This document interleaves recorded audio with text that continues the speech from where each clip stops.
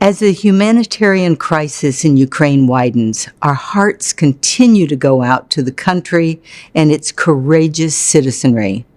Here at the University of South Florida, I want to express our deep support for our Ukrainian students, faculty, and staff. USF is proud to partner with leading experts and organizations to bring to you the latest insights on how the evolving situation in Ukraine impacts the world and you through the Ukraine What's Next series. Welch, the director of the Institute for Public Policy and Leadership here at the University of South Florida, Sarasota Manatee campus.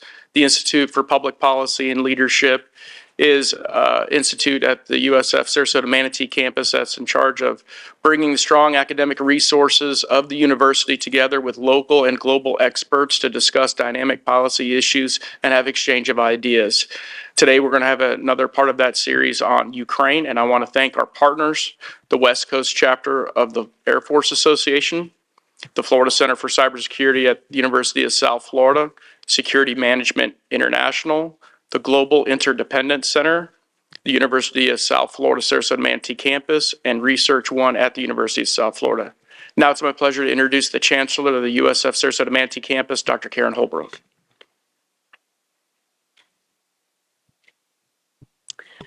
Thank you, Casey. Good morning and welcome to everyone. We are delighted that you're here for our final chapter, right now anyway, of Ukraine What's Next. This is going to be a very interesting one. We've gone through 4 of these, and each time in these sessions, we've heard disinformation, misinformation, how people have been misled by what's been going on. And while we all know that technology makes an enormous difference in what we do in communication, technology can also be used in a negative way. Artificial intelligence, machine learning, all of these different technologies can change what is truth in information, with disinformation, with fake news, with building personas of other people through artificial intelligence that aren't those persons, and then giving them voice that's heard over social media and repeated over and over again.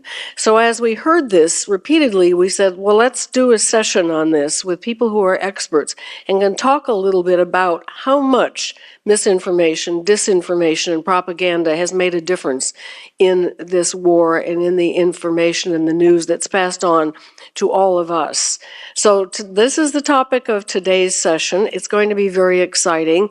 We are delighted from the University of South Florida, Sarasota Manatee campus to bring this to you. And if you don't know anything about us, we are one of 3 campuses that have come together in a consolidated one USF. We're really delighted to be able to have these kinds of productions on our campus, and we really welcome you for being here today. This was all started by a colleague of ours, General Scott Gray, who's in the community and came to us and said, you know, this is time to put on some information about various different topics in the war in Ukraine, and we are so incredibly grateful to him. He's been very helpful in every one of these sessions, and unfortunately is traveling today and not with us, but we do have a video with some of his remarks. So with that, please welcome General Scott Gray. I'm Major General Scott Gray, U.S. Air Force retired. I'm Major General Scott Gray, U.S. Air Force retired, and I'm the president of the local Air Force Association chapter here in Sarasota. It's the Florida West Coast chapter of the Air Force Association. Welcome to the final installment of Ukraine, What's Next? The Russian invasion of Ukraine began on 24 February, and about 6 weeks later, we came together for part 1 of this series that was designed to connect you with leading experts across a range of topics that impact our world and you. By the close of today's session, we will cover more than 15 hours of content with 35 experts that have explored historical perspectives, military and intelligence strategies, finance and the economy, cybersecurity, diplomatic angles, and the humanitarian crisis. Today, we explore Hearts and Minds, which will examine propaganda and misinformation. I personally see this Ukraine invasion is one of the most significant military events of my lifetime, and I spent 32 years in the Air Force. It has the potential to escalate into something much bigger. I asked myself what we, the West Coast chapter of the Air Force Association, could do to try and help educate our citizens in Sarasota on the issue. I was introduced to Dr. Holbrook, the chancellor of the USF Sarasota Manatee campus, and his 5-part series is a result. Much bigger, more informative, and extremely well received on a scale much grander than I ever envisioned. I want to express my gratitude to the University of South Florida Manatee campus staff and Regional Chancellor Karen Holbrook for her partnership and leadership in making this series a reality. Your staff has been instrumental and absolutely phenomenal to work with. So thank you very much, Doctor. The USF Institute of Public Policy and Leadership, in particular, Casey Welch and USF Research One. Our partner, the Global Interdependence Center and the leadership of David Kotak. Our partner, Cyber Florida, and leadership of Ron Sanders. Security Management International in the leadership of Luke Binsey. Silent Group and the contributions of Shur Jorgensen. Our local media coverage has also been key to our success. Particular special thanks to Manatee Education TV and Charles Clapsaddle for capturing and editing of our sessions. I encourage you to watch and share the wide range of incredible content we have explored together. And I think it's worth mentioning some of the highlights of our time together.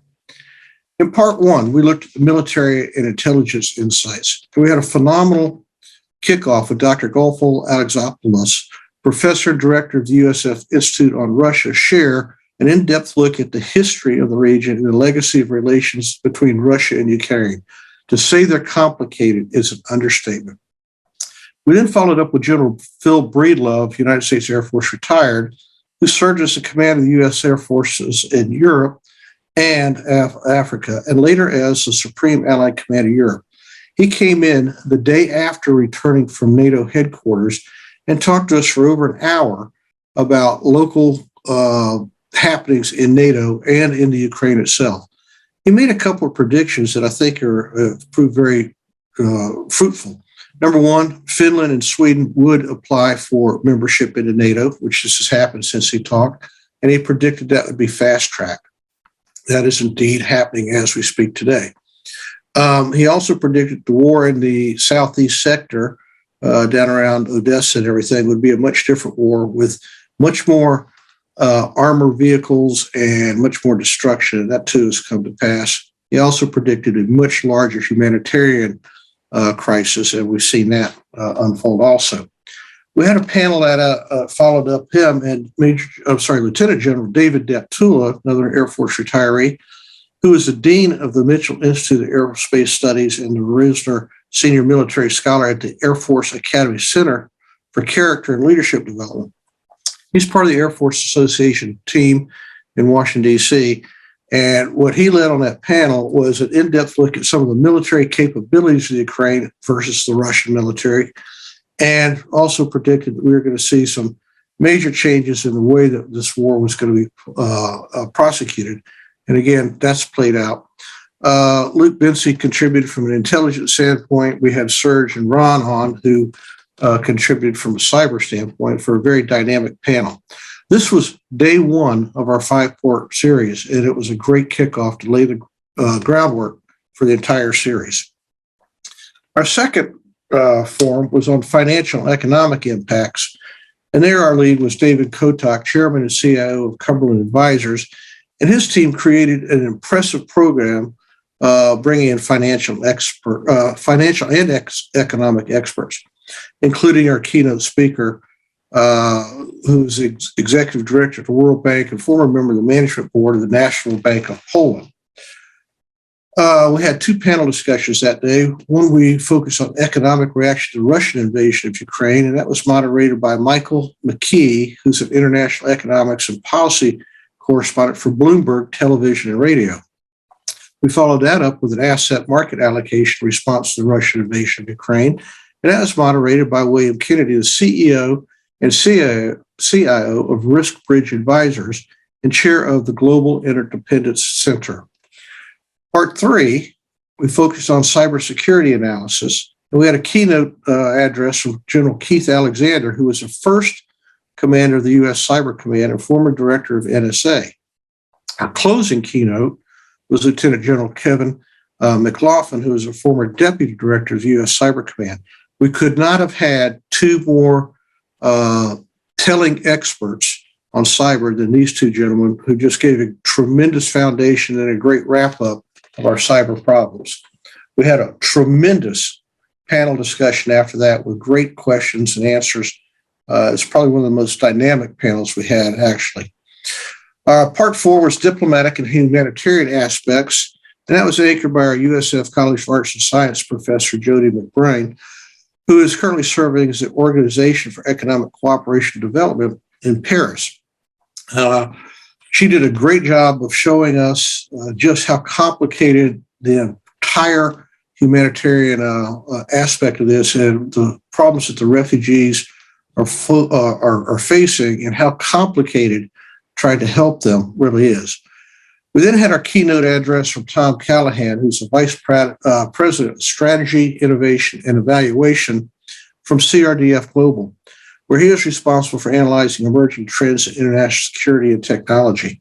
His keynote set the stage, I think, for the panel that followed that.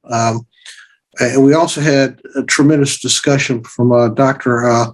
Shalawal, food distribution and policy, food policy expert.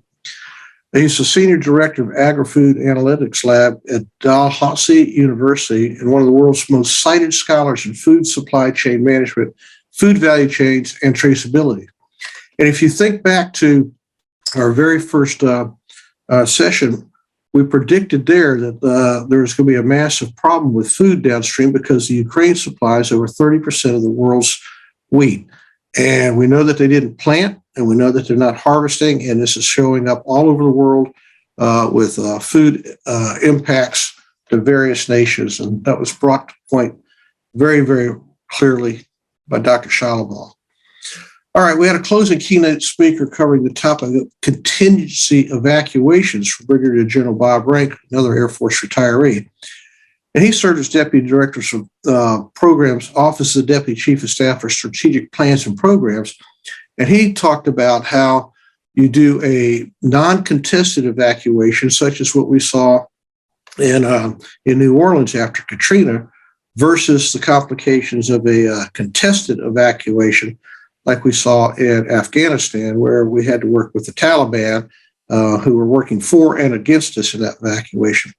The reason we wrapped up with him was because we don't know what kind of neo evacuation we may end up with humanitarian crisis we're facing in Ukraine right now today. So anyway, I want to again express my gratitude to all of our speakers, experts, and each of you that have attended this series. Today, we're going to wrap it up with part 5, Hearts and Minds, and we're going to be exploring misinformation and propaganda as potential to polarize public opinion and promote violent extremism, and how it can undermine democracies and reduce trust in the democratic process. This has been an absolute pleasure to work with the speakers and the staff of USF in making this happen. We are already discussing future programs where we can team together to continue to bring pertinent discussions to our community and students. Thank you very much. And with that, let's move on to Hearts and Minds. Thank you. Thank you, General Gray. We appreciate the support of the Air Force Association and the West Coast of Florida chapter. You've been a truly strategic partner on this series, and another strategic partner that's been behind the scenes will now running the Florida Center for Cybersecurity. The staff director, Dr. Ron Sanders, will introduce our keynote speaker. Thanks, Casey, and thank you, Dr. Holbrook, and in absentia, General Gray. Hearts and Minds, that's the topic of today's session, otherwise known as, if I read it on the internet, it must be true. Normally, that doesn't mean much to us. We sort of take what's on the internet as a grain of salt, but social media has become its own sort of subdiscipline in the area of cybersecurity. Because there's a battle for the hearts and minds going on in Ukraine, in Russia, in Eastern and Western Europe, and frankly, in the US. And we're going to talk about that today. We're going to talk about whether what we read on the internet is necessarily true. Because I'm here to tell you, if it's not blindingly obvious to many of you, There's a war going on there. There's a war for hearts and minds, and even authoritarian autocrats like Vladimir Putin have to be worried about public opinion, his and others. So we're going to talk about that today. I'm going to be with you the rest of the day, most of the rest of the day, other than for closing remarks by Dr. Holbrook and a couple of other folks. I'll introduce them, and then I'm going to get out of here. We are going to power through the rest of the day. There will be no breaks. Since many of you are watching in your pajamas, that probably is okay, but we're on the honor system. You feel free to pause us and go do whatever you need to do and come back. We'll also pre-record and stream this, but no breaks. We're going to go straight through. And we'll start with our keynote address. I had the pleasure of interviewing General Keith Alexander a couple of weeks ago on this topic of cybersecurity. It is my pleasure and privilege to repeat that in another pre-recorded interview, in this case with the Honorable Sue Gordon. Sue was Principal Deputy Director of National Intelligence, primarily under Dan Coats when he was Director of National Intelligence in the Trump administration. But she has a long and storied career in intelligence, including as Deputy Director of the National Geospatial Intelligence Agency. That's a mouthful, but those are the folks that take satellite pictures of everything. And before that, apropos of today's event, she was the director of the CIA's Information Operations Center. And that is what we're going to talk about, information operations. So with that, let me turn it over to our pre-recorded interview of Sue Gordon. Over to you. Good morning, everybody. As our very competent and quite handsome MC just told you, my name is Ron Sanders. I'm staff director for the Florida Center for Cybersecurity, and it is my privilege and pleasure to interview or maybe interrogate the Honorable Sue Gordon this morning. First, a little bit about format. Obviously, this is a pre-recording. We're doing this a couple of days before the actual event to accommodate our various schedules. And we'll go back to the live event as soon as we're done. So bear with us as we go through the interview.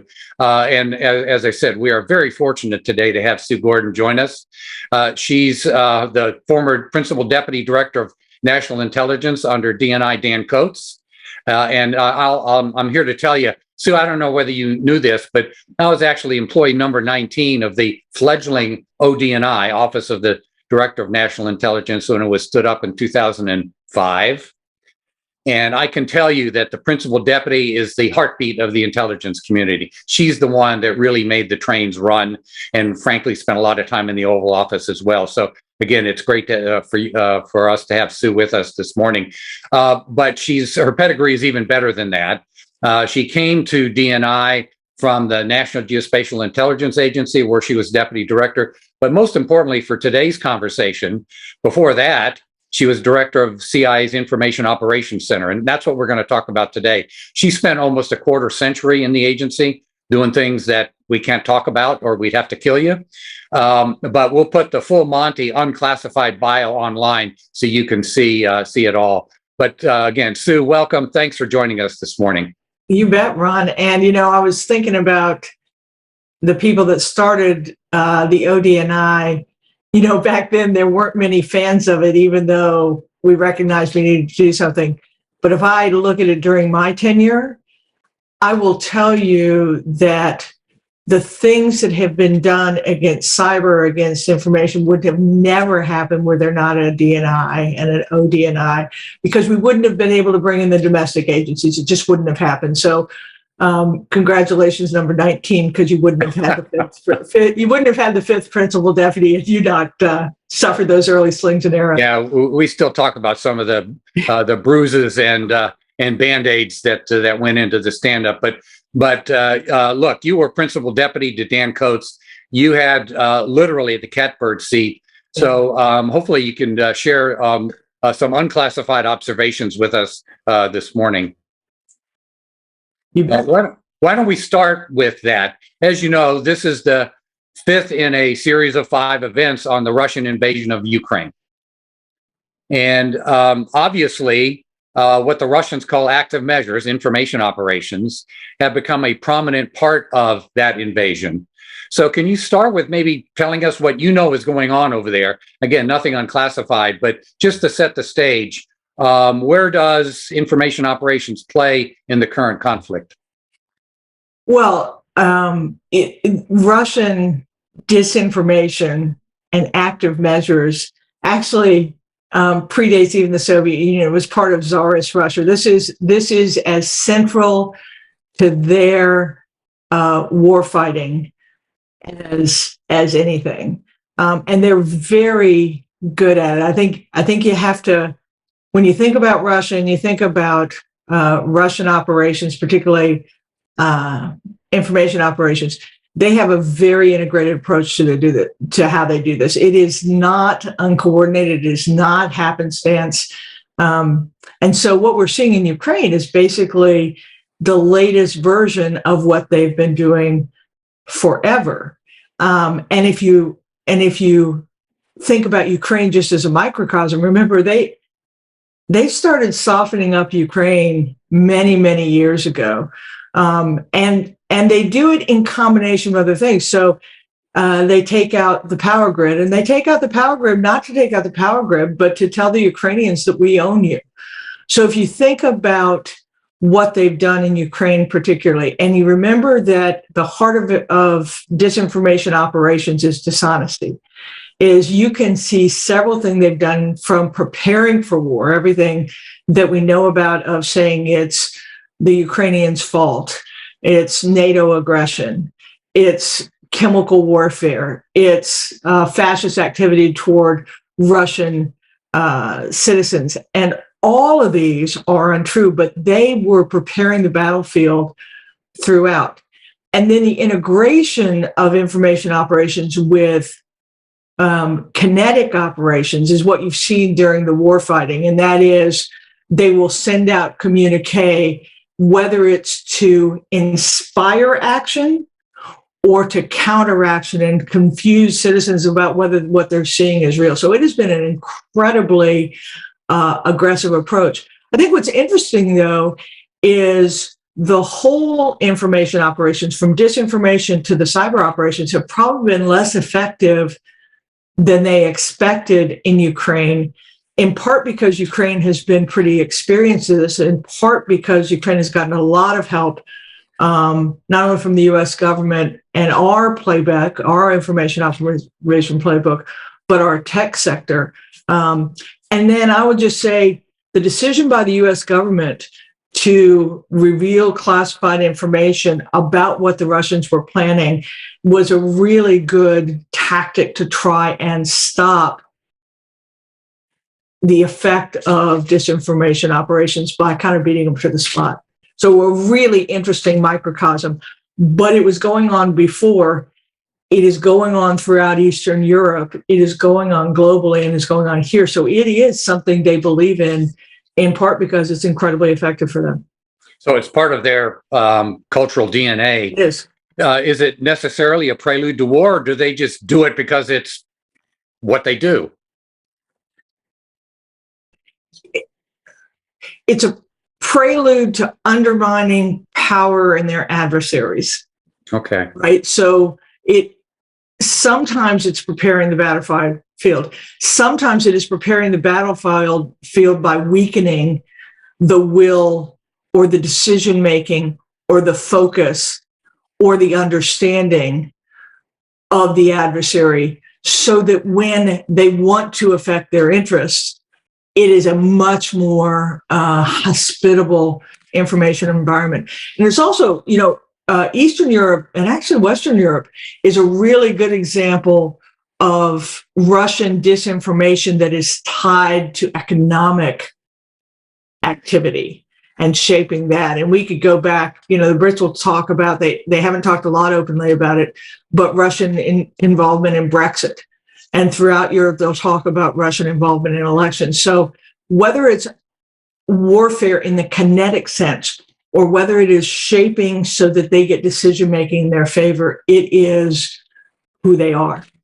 That's very interesting, because I think a lot of pundits in the U.S. in particular think it's just the Russians creating chaos. And you're suggesting there's a method to their madness. Well, we know that if you go back to Soviet doctrine, it's to undermine democracy, particularly that which is practiced by the United States. But if you think about the foundation of democracies, it is truth, right? It is being able to believe in your institutions and the information you're getting. And so, yeah, if you create chaotic activity, the effect of that is to undermine confidence and actually to contaminate the host. Right? It's you're going in there and you are saying that host government, I am going to so operate within it that it will become contaminated and it will become an easier place for me to achieve my aims whenever those aims want to be affected. I want to come back to that and sort of the Western counter to it, if there is one. But before we go there, you mentioned the rest of Europe, both Eastern Europe, NATO, and the former Soviet Union. Is this just localized to Ukraine, or is it has it spread? Is it broader than that? Well, if you imagine that no conflict is contained, that the Russians are certainly trying to talk to their former satellite states and trying to convince them that this is not the future they want, to dissuade them from taking the same action. And I think that's a really interesting question. If you are in Kazakhstan or Azerbaijan or any of the stands, and you're looking at this, you're thinking, I don't know, maybe that alignment with Russia isn't so bad. And so again, you undermine the democratic movements. I think we have been really incredibly successful so far, but I think it'll be interesting to see how it holds in Western Europe, getting the NATO and the EU to stay with sanctions, to believe that it will be working. And so disinformation will go against those messaging to say it's actually the US is causing the problem, or your economic woes are not because of that action in Ukraine, but actually your response to it, and you are the ones who started it. So if you step back, so I think if you think about the consortium and the coalition that has to be involved to counter it, you can then imagine that the disinformation operations are going against that whole coalition at the same time. And I think you're starting to see it.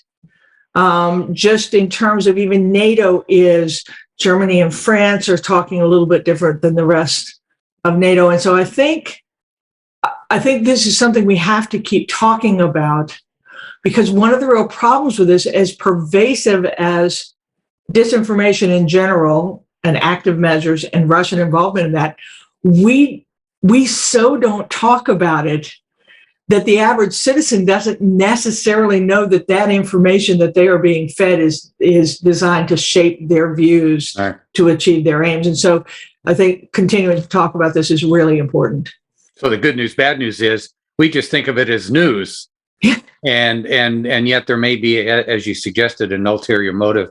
How much of this is enabled by technology, or does technology actually hurt? I think the technology, well, we aren't going to put that genie back in the bottle. Right. So I think we can't long for a simpler time.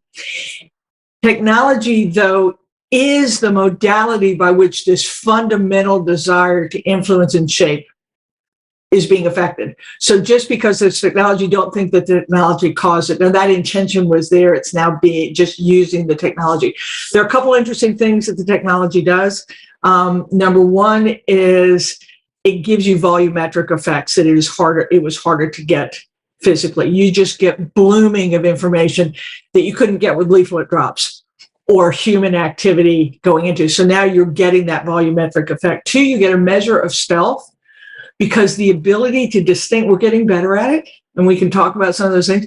The ability to distinguish true from not true is really hard for the average bear. And so especially in democracies where you don't want to control content because diverse opinions are actually fundamental to what you believe. And so that is a really interesting tension. I think the other thing, so you get a little bit of stealth and you get volumetric effect. I think the other thing that's really interesting is,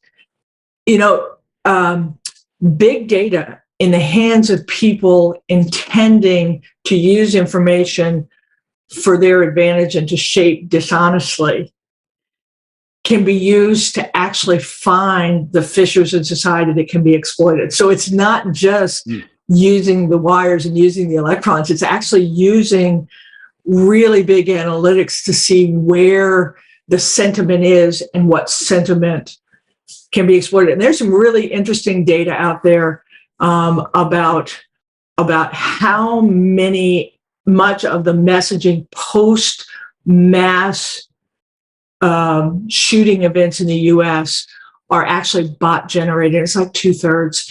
So this problem of the technology allowing the analytics that allow the shaping and the much finer grained targeting of the same techniques is actually pretty problematic.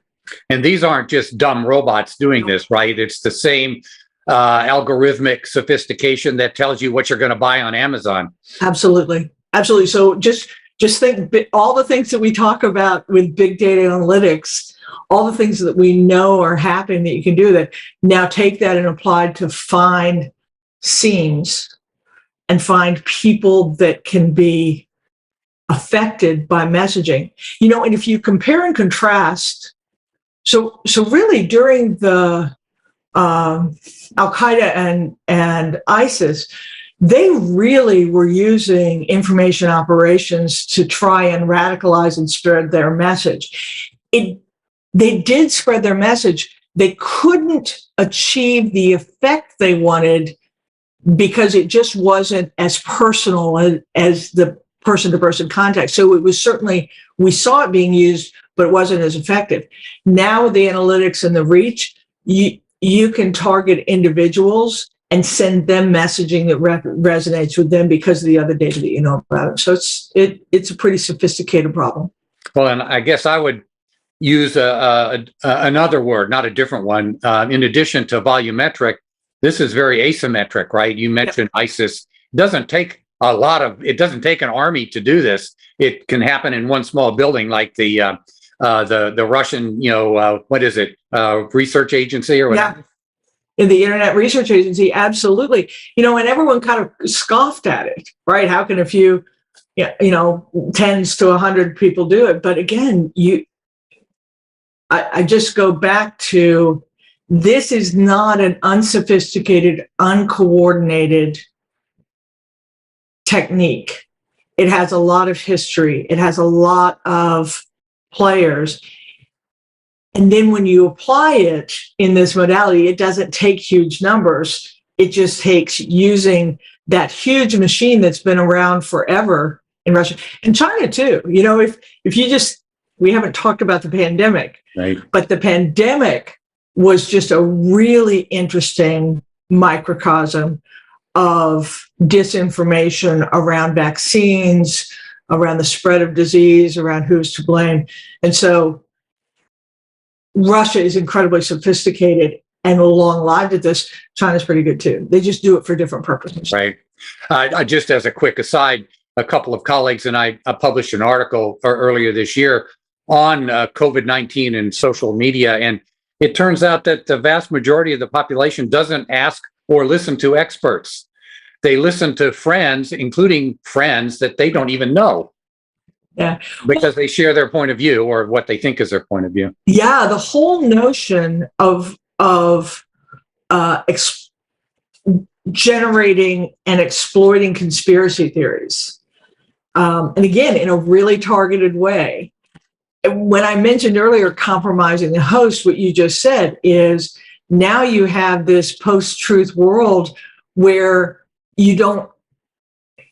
people have come to believe that what anyone says is as good as what somebody else says. And by the way, I might believe my neighbor more than my government, which is, again, an effect that they're trying to generate. This is not an unintentional approach. And we're seeing it play out right now. And you see it played out with what happened with DHS's attempt. That may not have been the attempt that I would use.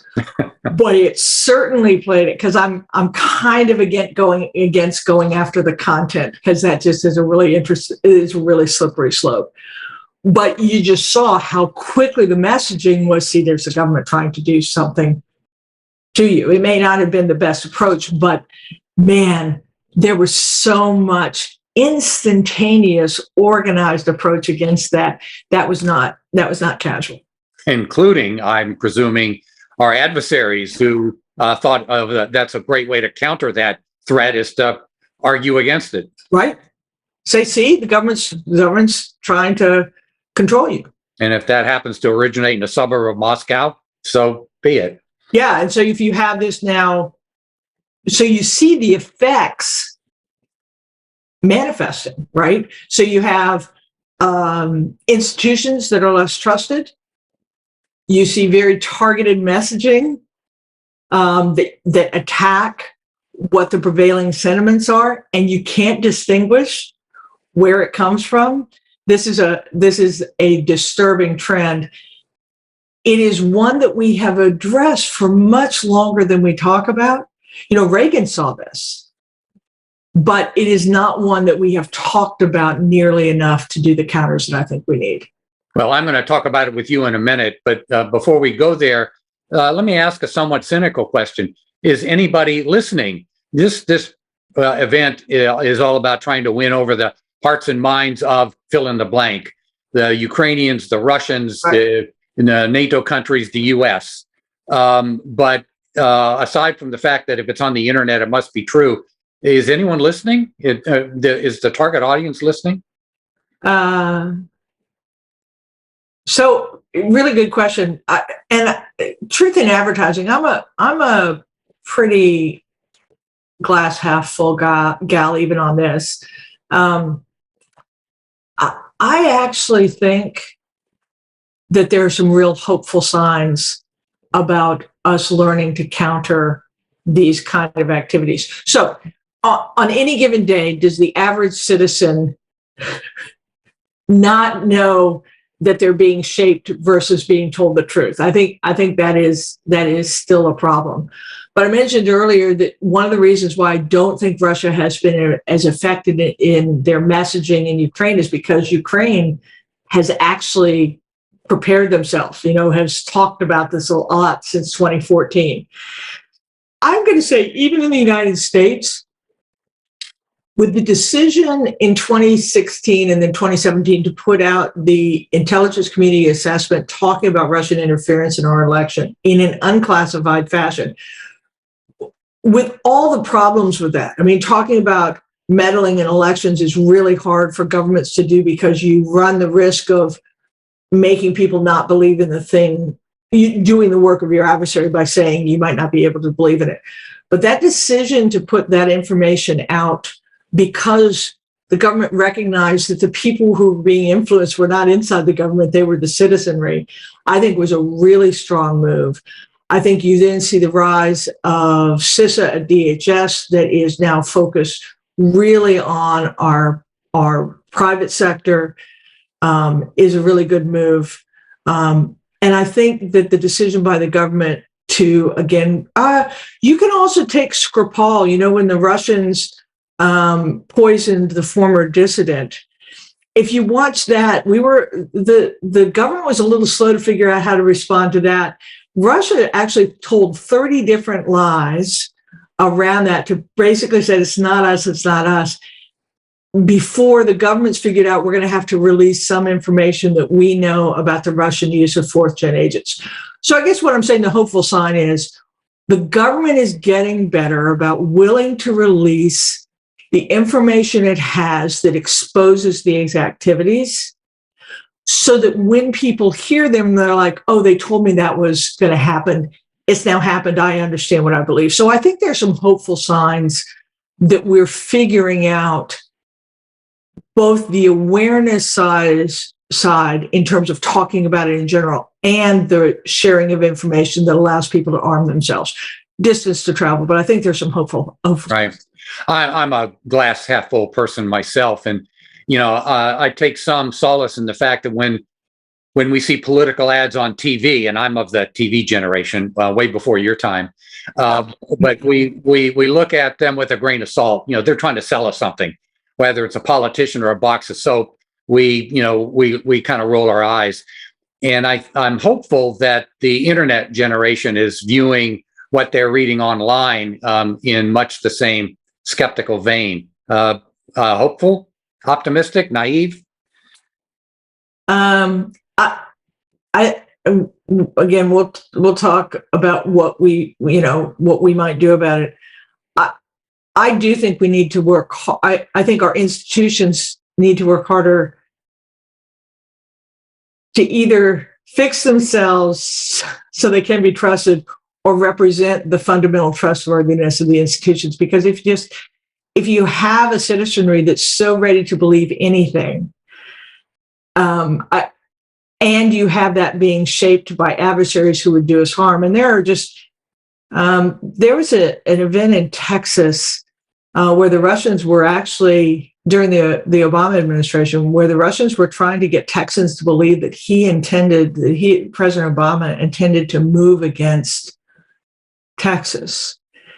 And the information operations were so targeted that they were trying to get people to take up arms. Oh, you're kidding.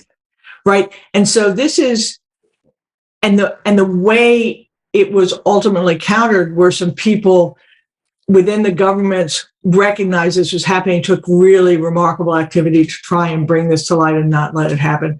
So I think the governments and our institutions have got to do more to recognize that their trustworthiness, both what they say about the whole of it and also the actions they take, is really fundamental here, because that's what's being questioned. And you know this, in America, the worst thing that can happen to us, the biggest threat we face, is that we won't believe in ourselves. You asked something earlier, just I want to go back on. The U.S. population, so into personal freedoms and being skeptical in general, I think that actually gives us a good running start at countering this. I will say that not every place is like this. You know, in China, Russian disinformation around Ukraine is likely the prevailing opinion because the information environment there is controlled by the Communist Party. And so don't be thinking that even with all these activities to expose things, there aren't places that are still closed off and they will be susceptible to shape messages. And even places in Europe and NATO have a much lower threshold for being aware of threats than we do. So there is a whole arc of how ready the populace is to understand what's happening to them. So there is sort of an inoculation effect. Yeah. You hear it enough, and then you start becoming a bit more skeptical. Yeah. Sue, are we likely to see, in terms of countering, let's start with Ukraine and Russia. Are we likely to see sort of an internet version of Radio Free Europe? And if so, what would that start to look like? Without you sharing anything of what you used to do for a living.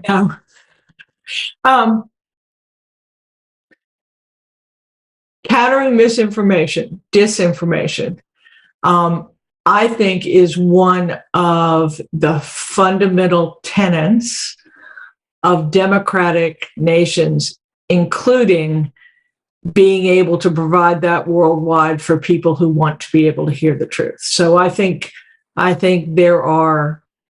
have to modernize a bit the institutions that do that. I think they have to be integrated, but continuing to flood the airways with what is true. And again, this whole era that we have right now, where discord, honest discord, is sometimes seen as a proxy for dishonest discord, right? So we have to be careful about this. When I say what is true, I'm saying that it has a legitimate pedigree. You know from whence it's coming and you know what it represents.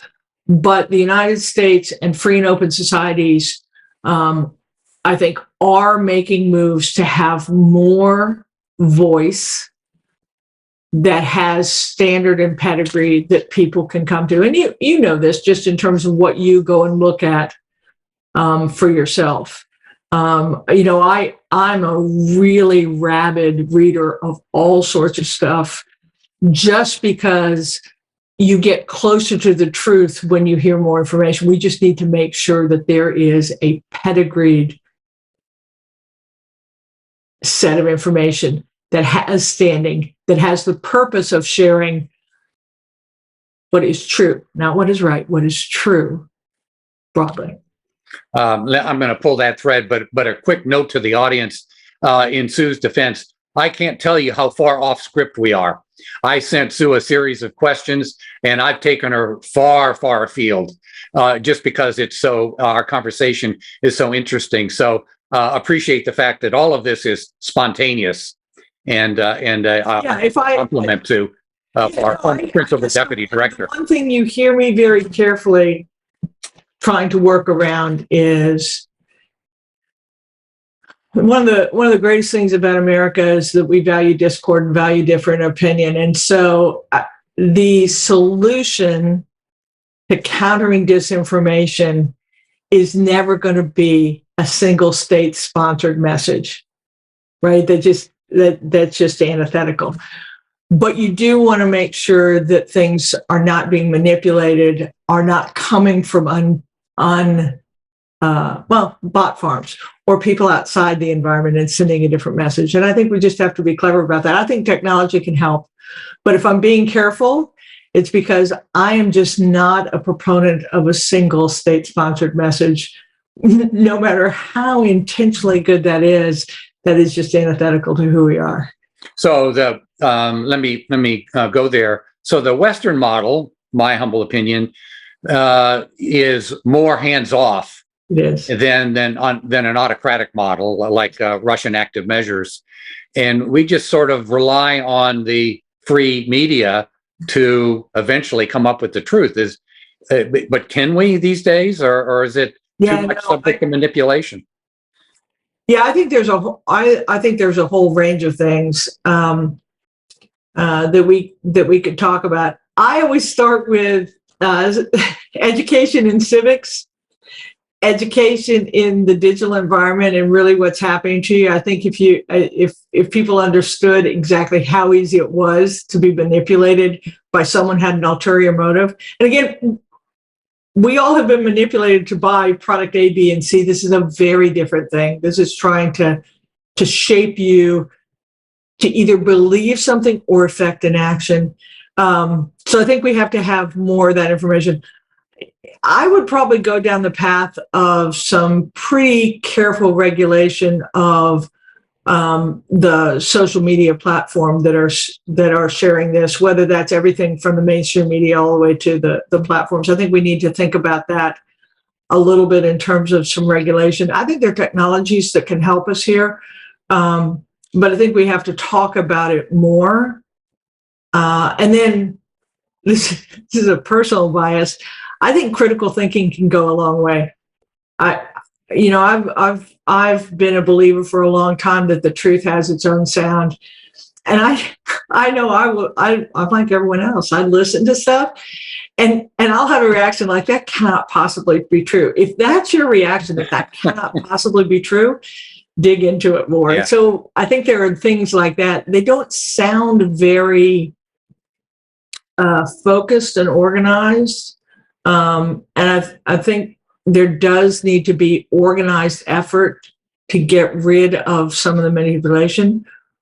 But I think what we're trying to balance is what you said, Ron, and that is the joys of a free and open society versus thinking that your solution to the chaos is to become autocratic, right? And so that's why those who do not believe in the rule of law, those who do not believe in free and open things have a bit of an advantage here because they can be purposeful, and we're trying to keep that balance.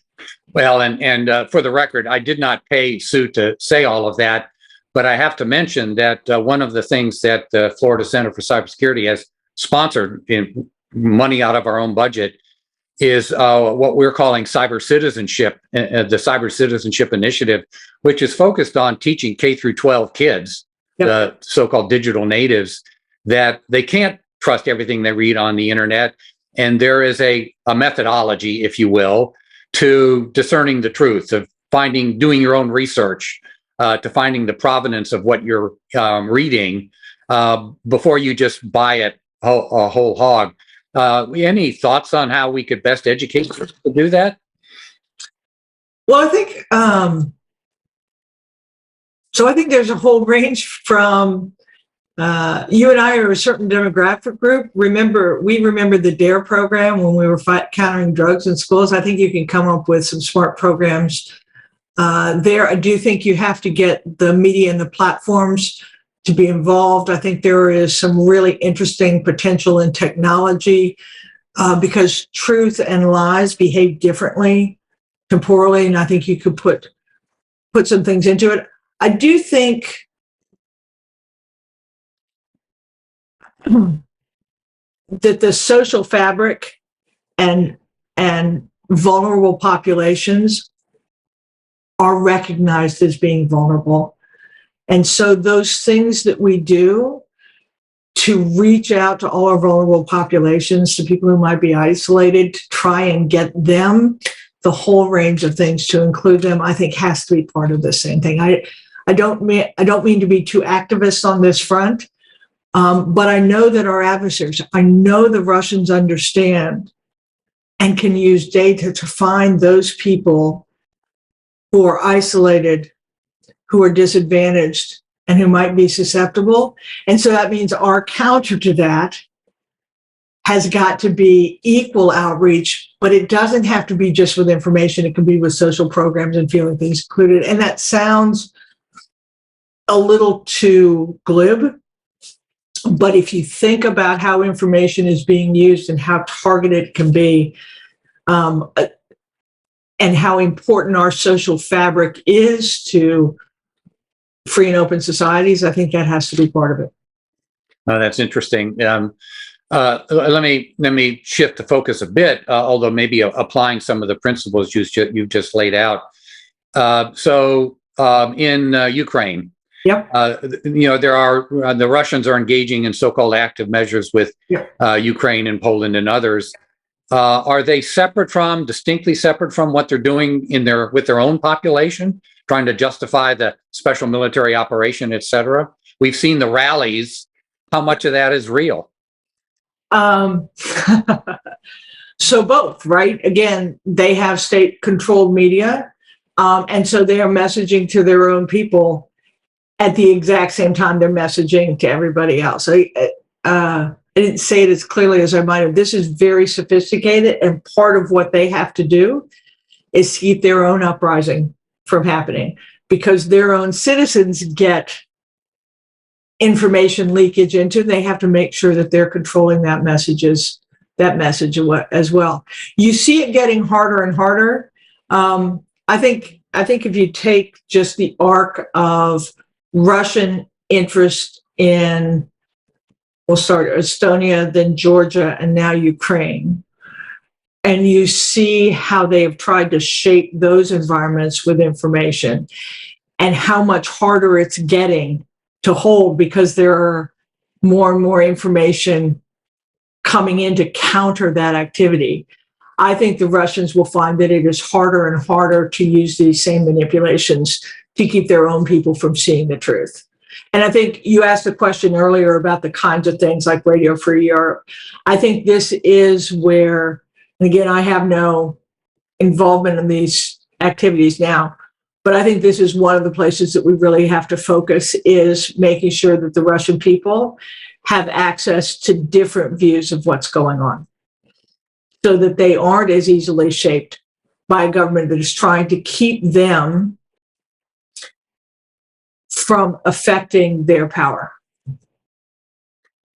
But we're sort of damned if we do and damned if we don't, right? If we're going to rely on a government, U.S. government, Ukrainian government, et cetera, to speak that truth to the Russian population, that in itself is vulnerable, right? Can you really believe what they're telling you? It's just the opposite of what we're telling you. Like, that's exactly right. That's what we're talking about. The Russians go after the host. So when the host tries to counter their activities, they're not believed, right? Because it works to their advantage, which is why the government's response cannot only be a single message, but has to be, as you were talking about, a whole range of activities to give the populace the power to withstand these activities that are being effected against them. Well, let me ask, in terms of government functions, you use the word sophistication, and I'll underscore it.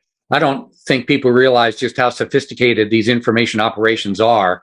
Every bit as sophisticated as Amazon and Google, and maybe then some. Is that an appropriate government function to at least help Western media with the data analysis? Yes. So the Sue Gordon view of the world is that in a digital world where everyone has become connected, the threat surface is now not exclusively in government control, but it's in the hands of the private sector and the populace. And the national security decision makers are not just the government, they're the people in the private sector and the populace.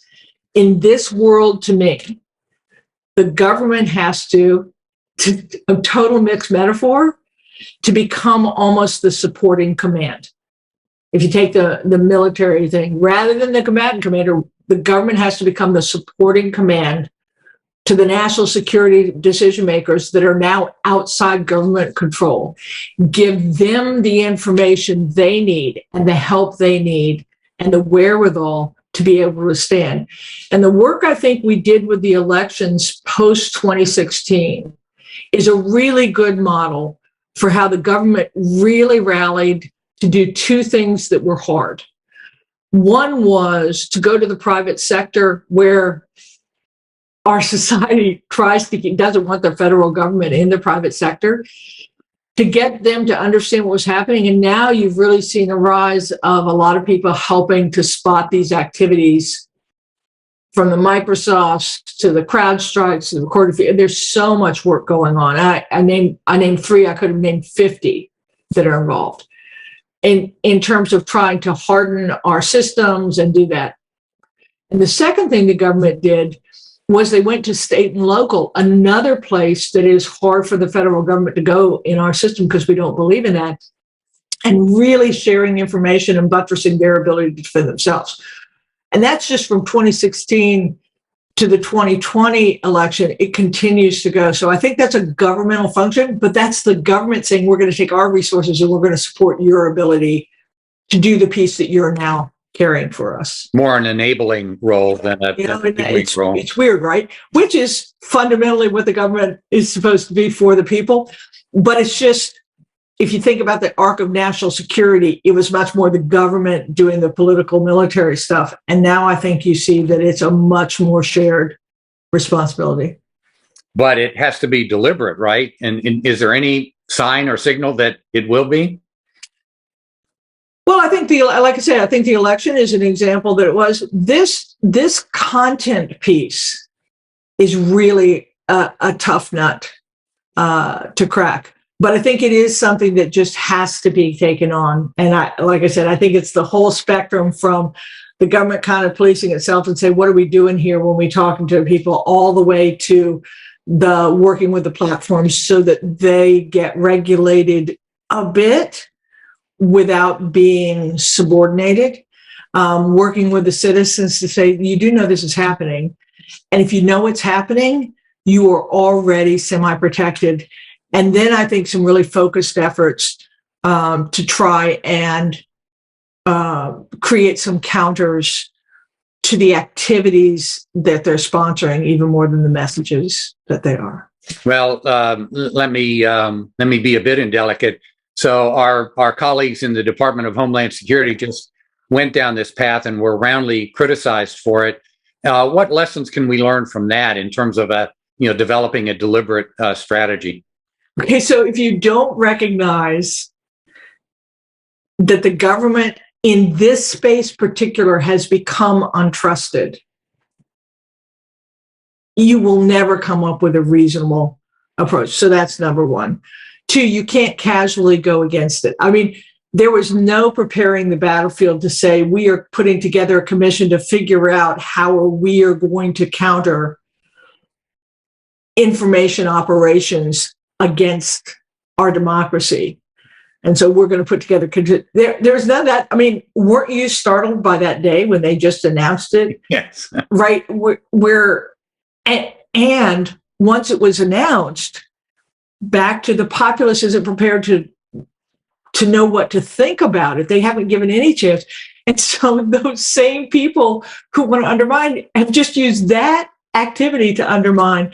It was unfortunately named. It suggested a focus on content rather than a focus on transparency and assurance and all the things that I think people legitimately over time have agreed needed to be done. So that the government has a role in countering this scourge, yes. But all the things we've talked about, Ron, mean that when you do it, you have to be thoughtful. You have to be as complex in your thinking as our adversaries are complex in their activities. But you can't run away. I would never want the government to run away from trying to do something just because this one thing went badly. Government has to be involved. It's a governmental function, but it is a sporty one to address. So look, I have abused the privilege of your time here. Just two more questions, and now I'm going to let you go on about your business. But first, as a quick follow-up to what we've just been talking about, you're in the Oval Office, right? And you're knee to knee with the president, and she says, "All right, Sue Gordon, what do I do?" What does the administration do? What does the government do? Wow, what a great question. I think I've mentioned these things all along, but I'm always about what's the first act I would do. I think I'd use my platform to talk to the American people, not in response to a particular event where people are unlikely to believe any specific approach because there'll be so many people on different sides. I'd talk about this issue. I talk about this issue as one of the most fundamental to our future. I talk about what's happening. I think there are so many, you could present such an impressive integrated study of how this technique has been used historically and how it's being used today. And to say that I am going to make this, countering this activity, to be the most fundamental thing I do. And I'm going to start with these three actions. We're going to really look at the educational foundation. We are as a government going to be much more transparent in what we see and go from there. I think in part, you know what I always wished that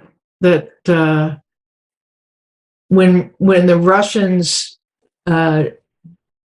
decide to interfere, and it's not the only election they've tried to interfere in 2016, but it was the first modern one with modern technology. I always had hoped that we had said, listen, this cannot be tolerated. We will deal with whether the event was affected, but I will make it my mission to make sure that this can't happen again. And so that's where I'd have the president go. And then I would include other folks, because I just think that if we don't understand that this is ongoing, then we'll have no chance. I'd use it as a way to start building this trust. In other words, rather than taking on any issue to say they're bums, this is the one truth, I'd say this is happening to us. We are going to figure out as a collective, because our future is one of discourse and aggressive, active discourse, but we cannot allow it to be one that is driven by those whose intention is to ruin what we have. That's where I'd start. So discourse is okay, discord maybe not. Let me, recognizing that you and I are both glass half full people, how do you avoid that from becoming partisan? It just seems to me that it's so easy for example, the party in power who that message is legitimate. Trust me, I'm a true believer. But it's the other side is just as likely to say, well, wait a minute, you have a vested interest in this. And so it's partisan.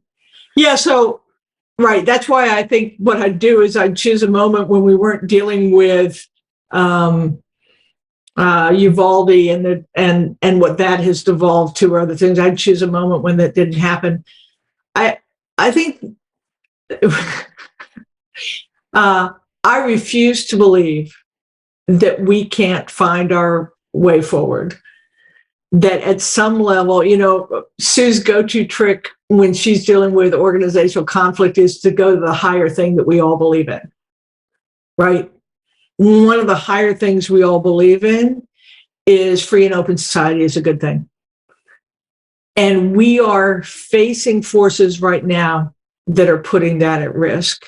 I cannot believe that I can't get a bipartisan set of folks to say, what is it we're going to do about this? It doesn't seem like we can. It just seems so far away right now. But I think every single person who gets elected, at some point, they wanted to do good. And they did so because they believed that they had a view of what would make us better. But I'm not going to give up on elected politicians just because we're kind of in a bad place right now. So I think that's just leadership, Ron. And I think we got to give it a run. I actually think there are some signs right now, or Uvalde, that maybe there's a little bit of movement around that, where we're likely to come up with something that is better than what we've had, even if neither side gets exactly what they want. I'd take that moment, that crisis, and maybe I'd try and create a view of this larger information crisis as one that warrants that same attention and build from there. Well, and you said a key word a few seconds ago. It has got to be bipartisan. It does. And you've got to find that. So last question, maybe to bring all saying that, and I keep getting into more trouble. No, this is great stuff. So here we are in Ukraine, right? Is that a microcosm? The Russians and the West battling for the hearts and minds of not only the Ukrainian people, but the Russian people and frankly, other NATO countries that are suffering through high gas prices and things like that. Is that something that is bigger than just Ukraine and the Russian invasion, as big as that is? Yeah, so I think this is a great question. I'm glad you came back to Ukraine. I think this is a really consequential event and moment that is still, that the end game is still unfolding. I think that a lot has been done with information from the Western side, with kinetic help and with the strength of the Ukrainian people and the missteps of the Russian army, to make it obvious what it is. And so the world is seeing this. Putin is losing Wasta, right? And so I think that has certainly happened, and the conversation could be had. I think Ukraine, with the allies, have, I hope, done enough that the Ukraine won't be taken over, and there will be some resolution that's short of that. I'm hopeful. If it goes all the way to Russia, if Russia were actually successful in taking hold of Ukraine, and again, there's a difference between occupying and holding it. It is a worrisome moment that the world order as we know it, has known it for the last at least 70 plus years, would be really undermined, that someone could just walk into a country and take it. And so there's something consequential at stake. I hope what people see clearly at this moment, including U.S. foreign policy, is there are ideologies out there that still believe that theirs must be the one that dominates over ours. And that has to be countered. And whether that has to be countered militarily, but also has to be countered from an information perspective, it's true. This is a consequential event. I hope it resolves as it seems, but it is something worth watching because the after effect is really instructive about what we need to do. So it's not just about the tactics and operations on the ground in Ukraine. There are much more strategic, Much bigger geopolitical things at stake. Like I say, a world order that has persisted for a long time is actually being challenged. And it is being challenged kinetically. It is also being challenged informationally. And this is worth paying attention to. I think we're on a decent path. And again, I think it has been exposed for what it is in ways different than it would have been exposed a decade ago. But it doesn't mean it's not consequential one way or another. Well, hopefully we'll be able to leverage you and your expertise to learn some of those lessons. Sue, I can't think of a better place to end our little conversation. I must tell you, it was fascinating. We probably could have gone on for another hour, but I know neither one of us has the time for that. But thank you so much for your time. And trust me, we'll find a way to leverage your views and your thoughts and your expertise, because this is big stuff. Well, I think the panel will be so interesting. You'll get a whole nother set of viewpoints that I think will just continue this discussion. So this is the one we need to be having right now. So I'm delighted that I got to have it with you. Well, thank you very much. And thank you for being a half glass full person. All right. Thanks, Ron. Thanks. Thanks again to Sue Gordon and to her erstwhile interrogator. My apologies first. That is an awful long keynote. It was almost 50 minutes. But the conversation was so fascinating. And my fault. I took it much longer than it should have taken. But Sue has wonderful views, and she comes from, as I suggested earlier, the catbird seat. She literally sat in the Oval Office and talked about things like this, and so having her point of view is especially relevant here. In that regard, let me also offer a quick clarification or emphasis. So we've talked about doing programs on cybersecurity. I work for a Center for Cybersecurity. I believe, and many others do as well, that what we're going to talk about today, what Sue did, and what we're going to do with the panel, social media, that has become part and parcel of cybersecurity. It's not the ones and zeros of software and malware and things like that, although it uses things like that. But the fabric of social media, mis and disinformation, and the latest term that I've heard, malinformation, which sort of puts its arms around everything.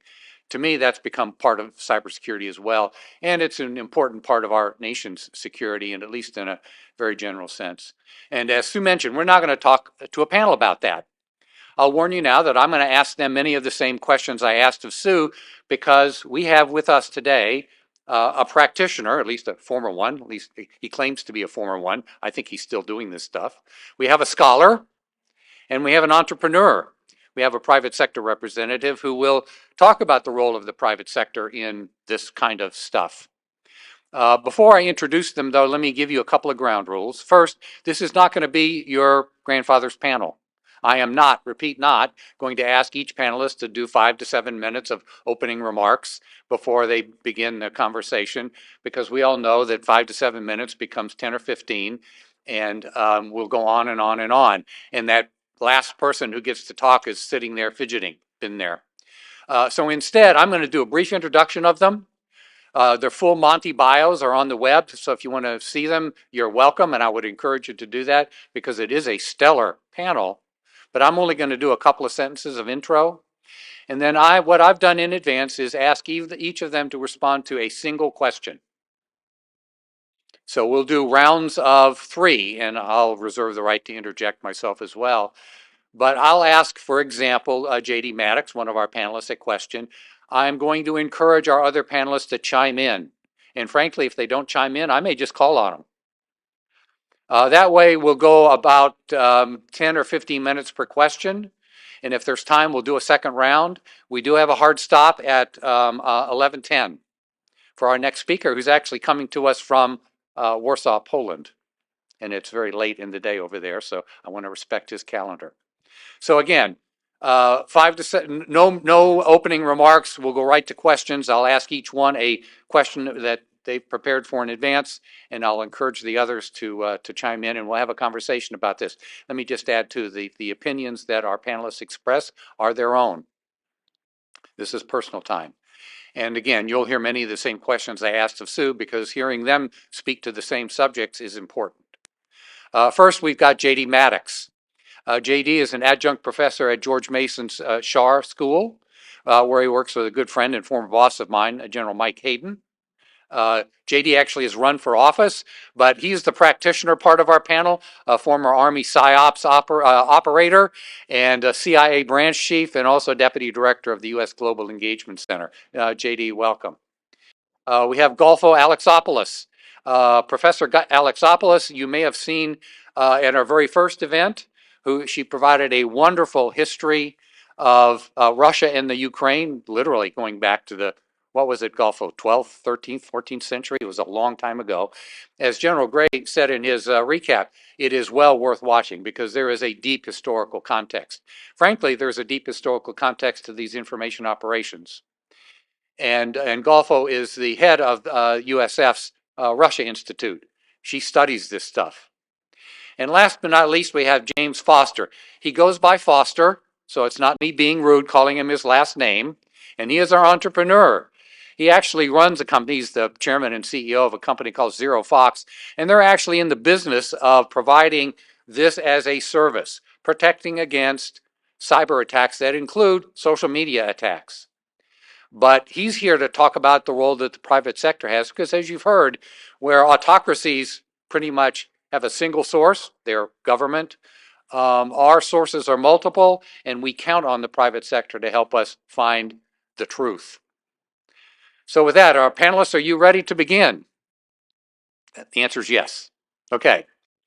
So again, we're going to do a round robin, and I'm going to start, Golfo, with you. Because you studied this and you are studying this, could you talk for a second about what's actually going on the ground in the Ukraine, in Russia, in Eastern Europe, in Western Europe, and in the US? What are the tactics and techniques that the Russians are using when it comes to active measures, information operations, in an attempt to win the hearts and minds of the various populations involved? Yes, so thank you, Ron. It's an honor to be part of this panel. Let me just say that the Russians have several narratives that they are pushing out. The Kremlin has several narratives. At the onset of the war, as you all know, there was this discussion of denazification and demilitarization of Ukraine. The argument that the Ukrainian government is a Nazi government, that Zelensky is the president of Ukraine is in charge of this Nazi regime, and that it is supported by the West. The West is using Ukraine in its fight against the United States. So on the one hand, there was the vilification of Ukraine as a bunch of Nazis.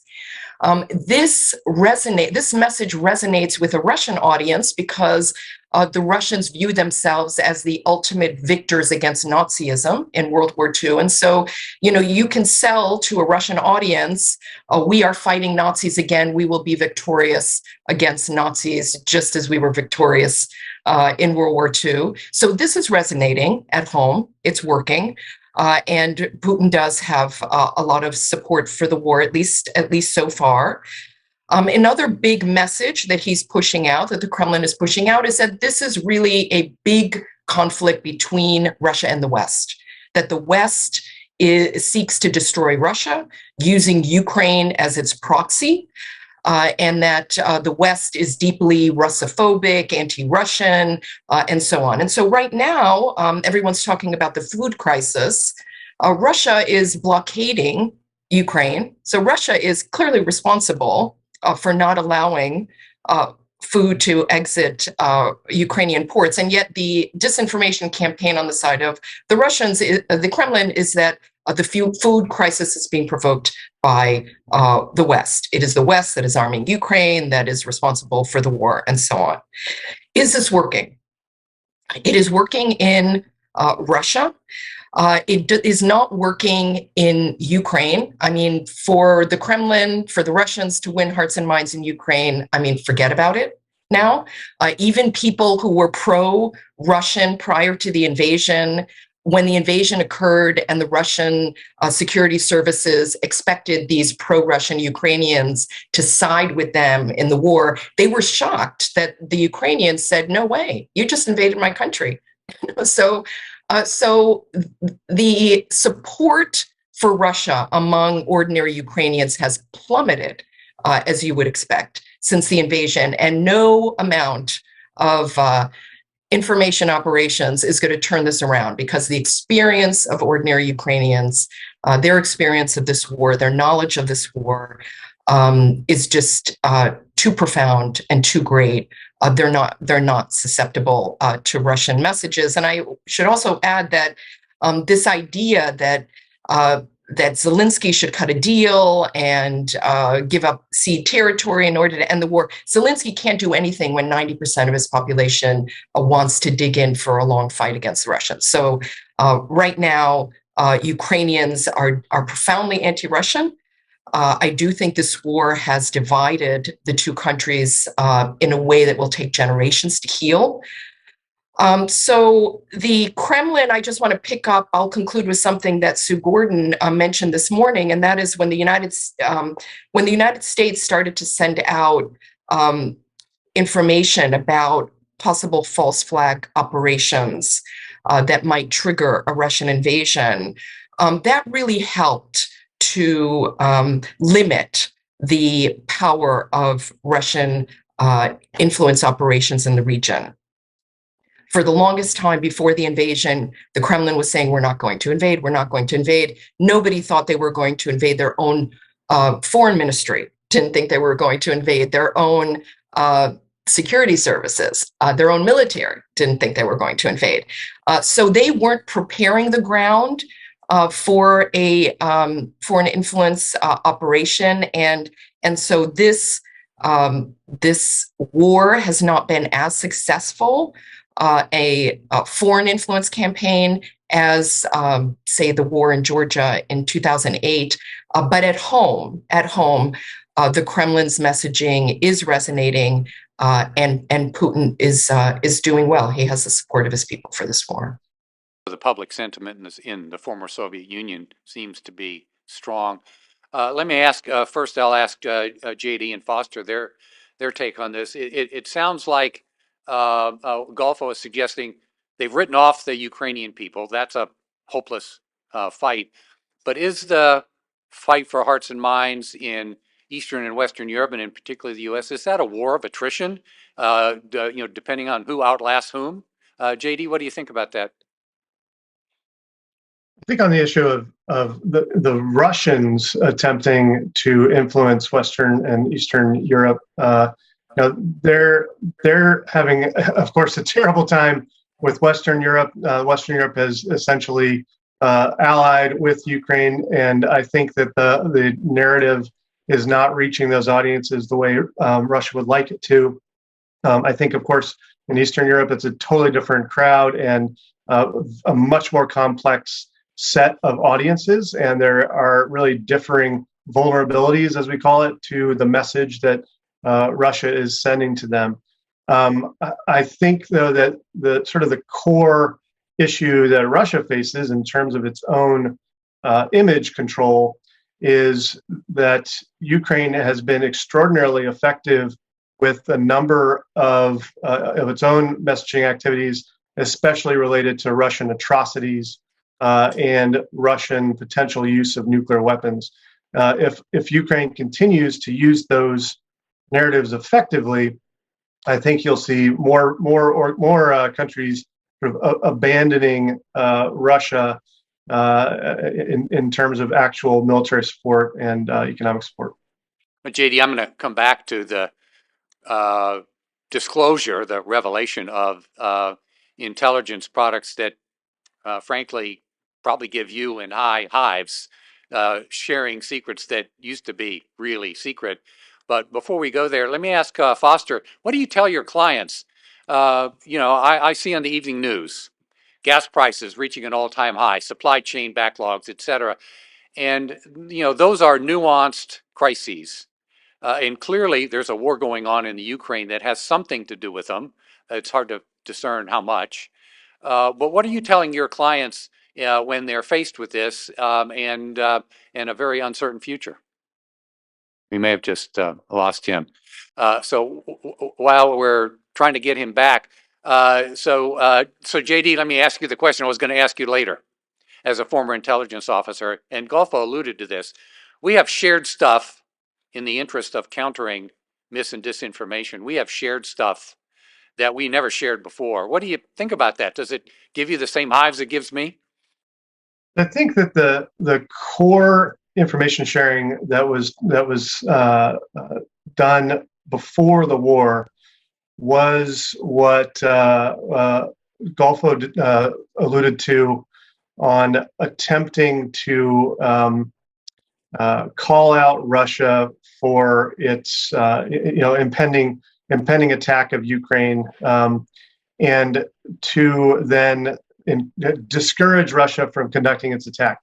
That did not work. So I think what's really interesting about this war and other wars like it is that it's extraordinarily difficult to reverse a military force that is determined to conduct an attack. So it was, I think, a very useful effort to issue that information and to release that otherwise classified information, but not for the reason that it was intended for. So it did not reverse the Russians' opinions. But what it did do is that it unified the West against Russia. It essentially revealed that Russia has a real plan for doing what it was doing. It revealed that Russians were on the border of Ukraine. It revealed, all those details of what Russia was intending to do. And that really stoked fear among Western allies.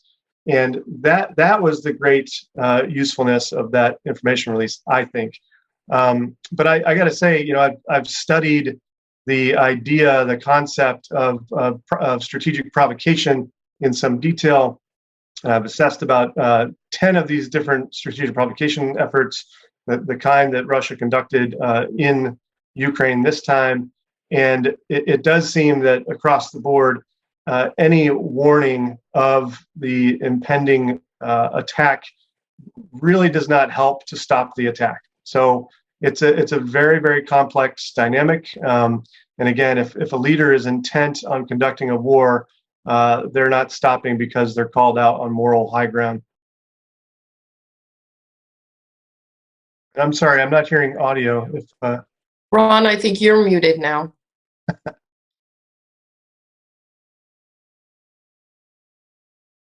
I can't hear you, Ron.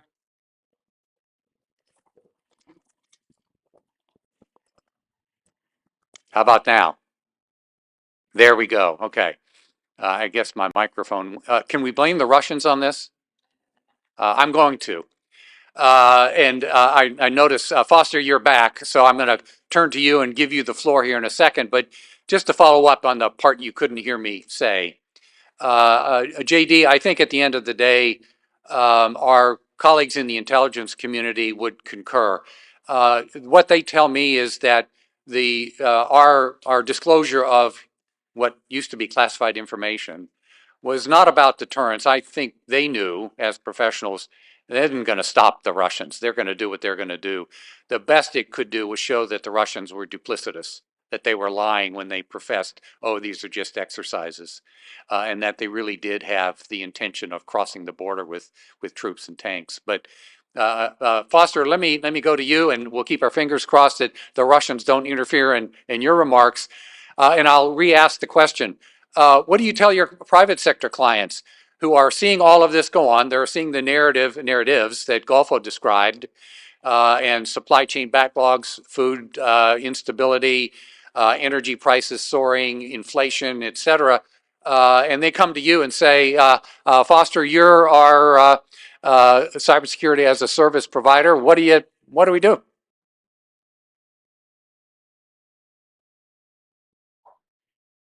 So we'll keep trying to. Foster, say, do a test 1, 2, 3. Now we're fading in and out with his voice. So let's just. I'll react on the fly here, and we'll keep working on that behind the scenes. So GD, let me ask you. You're one of the couple of questions I've fed you beforehand. You've heard Golfo talk about the narratives, the tactics and techniques that are going on. Are they working? Is anybody listening? You're a PsyOps guy, so you would know all about sentiment. Is the sentiment there paying any attention to those narratives in Russia, in Ukraine, in Eastern Western Europe, et cetera? I mean, I think that I think, yes, those narratives are working in ways that we probably are sort of miscalculating. So I totally agree with what Golfo explained. I think it was an exceptional overview of the narratives that are in play.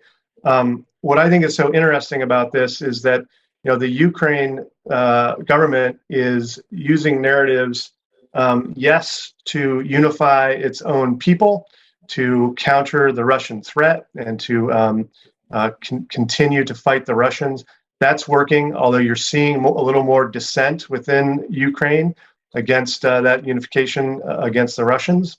It's a strange form of dissent during an actual existential threat, but it is there. But what we're seeing Ukraine doing so extraordinarily effectively is their narrative to the West. So they are informing the West of all of the misdeeds and atrocities and threats that Russia represents. And as a result of that, the West has unified. And in particular, the United States has funded and offered material support in a really significant way, which means that we are the target of Ukraine's narratives. I think that's a really important thing to keep in mind as we are trying to pull apart what's going on in Ukraine and in the east of Ukraine, to try to make sure that we're thinking very clearly about what do we believe as onlookers, and why do we believe it? Because we are also the subject of narrative campaigns. So I think it's a very interesting thing.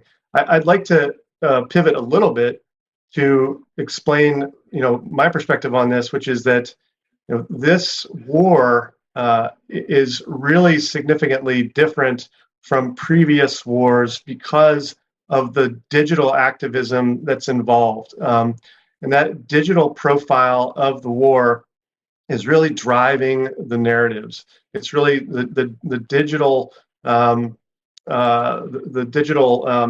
layout is what the narratives are using for dissemination. So you've got Russia using genuine-looking fact-checking websites, but actually pushing disinformation on fact-checking websites, which is a new form of disinformation in this environment. We got Russia using obscure social media platforms in a way that weren't used in previous fights, such as Discord, Telegram, and other end-to-end encrypted platforms for their Z media campaign. That's really a significant change from previous events. And then you've got Russia and its proxies performing distributed denial of service attacks and other cyber attacks in real time, and using its proxies to do that. And then, of course, you've got deep fakes, which are active in this environment. There are two great examples where Putin was in a deep fake, and then shortly afterwards, Zelensky was in a deep fake saying, "Lay down your arms," and then shortly afterward, Putin was in a deep fake. They were easy to detect, but also a signature of the sort of digital aspect of what's going on the ground. So it's a very complicated environment right now, and those narratives are traveling through new media to reach us and to reach those different audiences. So it's very interesting to watch. Right, they're easy to detect now, much like a spearphishing attack was easy to detect 5 years ago with misspellings and other things. But 5 years hence, a deep fake attack may not be discernible. Foster has joined us again. Foster, I've asked you the question twice. I'm not going to repeat it for our audience. I hope you remember it, and we'll keep our fingers crossed that we'll hear you this time. No, and we're not, unfortunately. Oh well. Again, we'll keep blaming the Russians until the Russians deny it. So let me pull the thread, Golfo, that JD just laid out for us. I'm glad somebody brought this up, that the Ukraine is engaged in information operations too. It's not just the Russians.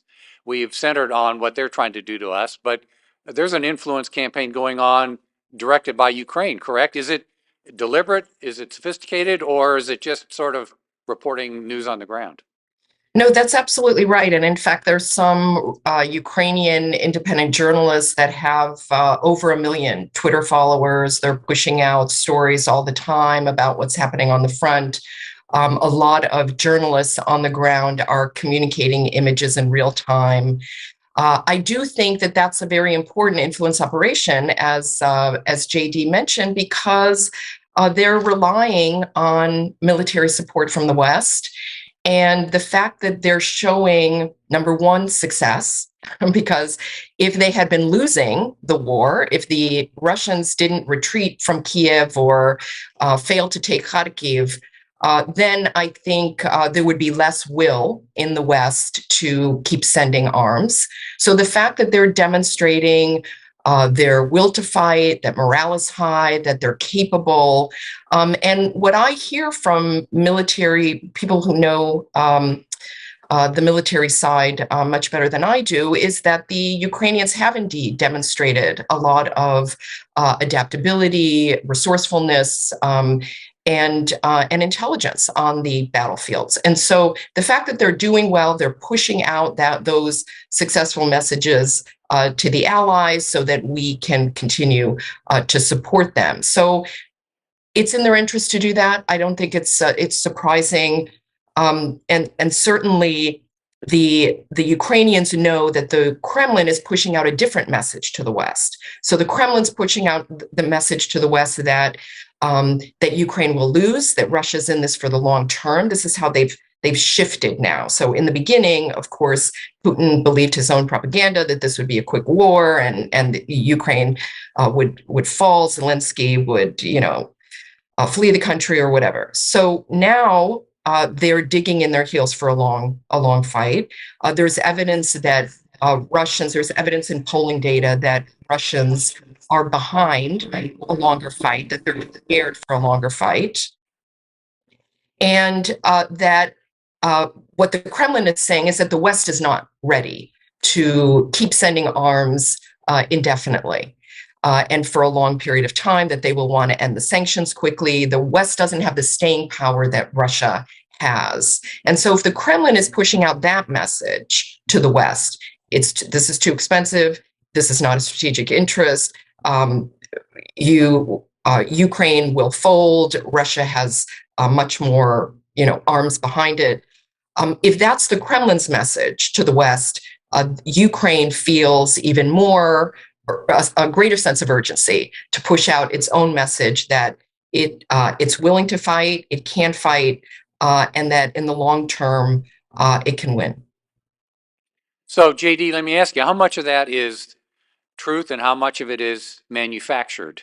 I won't say fiction. Both in terms of, I think we've spent a lot of time talking about Russian fact and fiction. What about Ukraine and this notion that they too are engaged in information operations? Some of it is reporters on the ground, and hopefully they're reporting what their cameras are showing. But there are clearly other messages that are being deliberately communicated to the West, to the U.S. and NATO countries. How do you is that the truth too, or is that as much manufactured as the Russian version of the truth? So, going back to the Ukrainian narratives, what they've been almost magical at producing are these demonstrations of imminent victory over Russia. and unity of the Ukrainian people. And that is excellent. I mean, in terms of, looking at this objectively as, a practitioner for decades, they're doing an exceptional job on the information operations front. Their use of statistics, daily wrap-ups of statistics has been exceptional. So they will issue memes or GIFs of the number of Russians that have been killed, the number of tanks that have been destroyed, the number of missile systems that have been destroyed. And they do that on a routine basis. The Ukraine does that on a routine basis and pushes that out through official and non-official channels. And it is exceptional at demonstrating resolve, demonstrating unity, and demonstrating imminent success. So that's excellent. The other things that they're doing is creating legends in real time. So probably the most prominent example of this is their so-called Snake Island legend, which is some months back. There was this narrative going around that there were a number of Ukrainian border guards on an island called Snake Island in the sea, and the Russian Navy floated up to it and radioed them to abandon their posts, or they would kill all the border guards. And the border guards had a defiant statement, and that defiant statement became a sort of rallying cry for Ukrainian defiance of the Russians in general after all the border guards were reportedly killed. Now, that narrative, that legacy may not be true, but it has galvanized people. It has also initiated multiple follow-on narratives and multiple new images as forms of information operations. So they've been exceptional at developing out those narratives, and it's been great. And on the question of what is truth in this environment, there's that idea of the fog of war, and it couldn't be more obvious here in the Ukraine fight. What we see as the West is usually interpreted by a third party. So whether it is the journalists that Golfo described, like Ilya Ponomarenko, or other journalists on the ground, the Kiev Independent newspaper, or other journalists, it's a lens, a Western lens that we are seeing through. So it's difficult to say exactly what is truth, but considering that we are unified with the Ukrainians, we want a certain outcome, and we want them to be successful with their information campaigns. So we're being manipulated either way. Golfo, I'm going to ask your take on that, fact or fiction. It sounds like JD is suggesting that countries, not just Russia, but the West as well, at least Ukraine, is taking some advantage of the fog of war. If no one knows what's going on, we'll provide our version of that truth. Let me just note very quickly that Foster has signed off. He encountered technical difficulties. They are apparently unsolvable. So he will no longer be with us.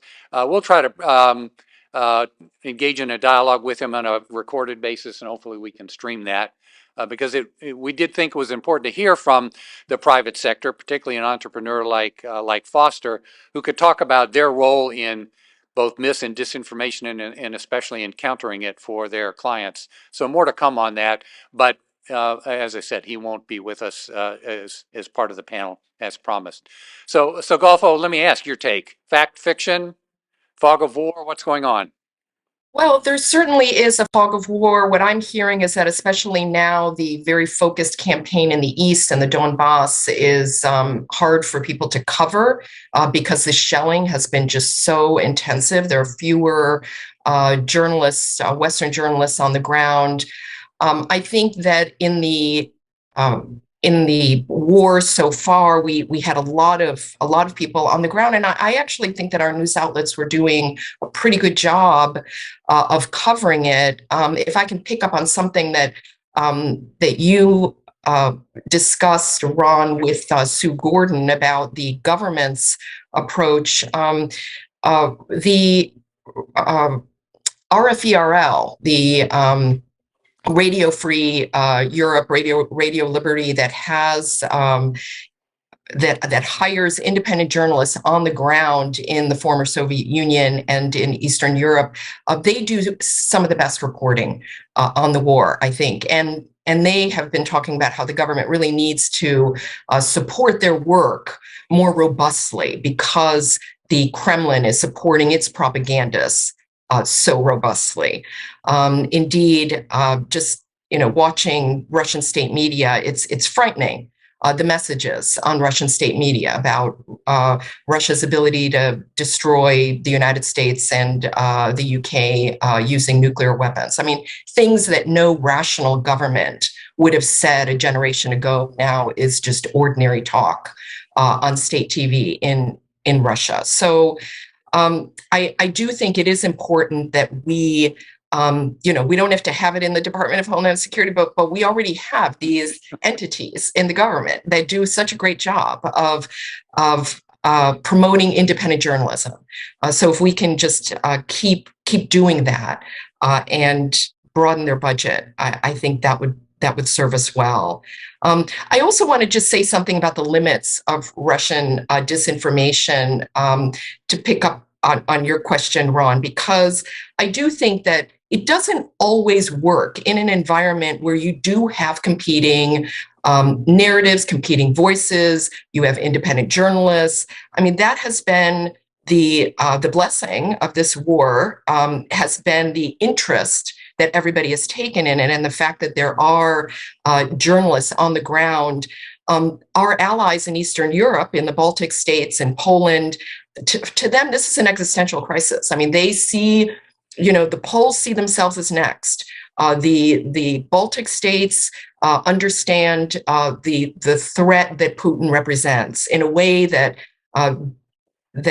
Berlin and Paris may not, just given their historical experience in the 20th century with Red Army troops stationed on their territory.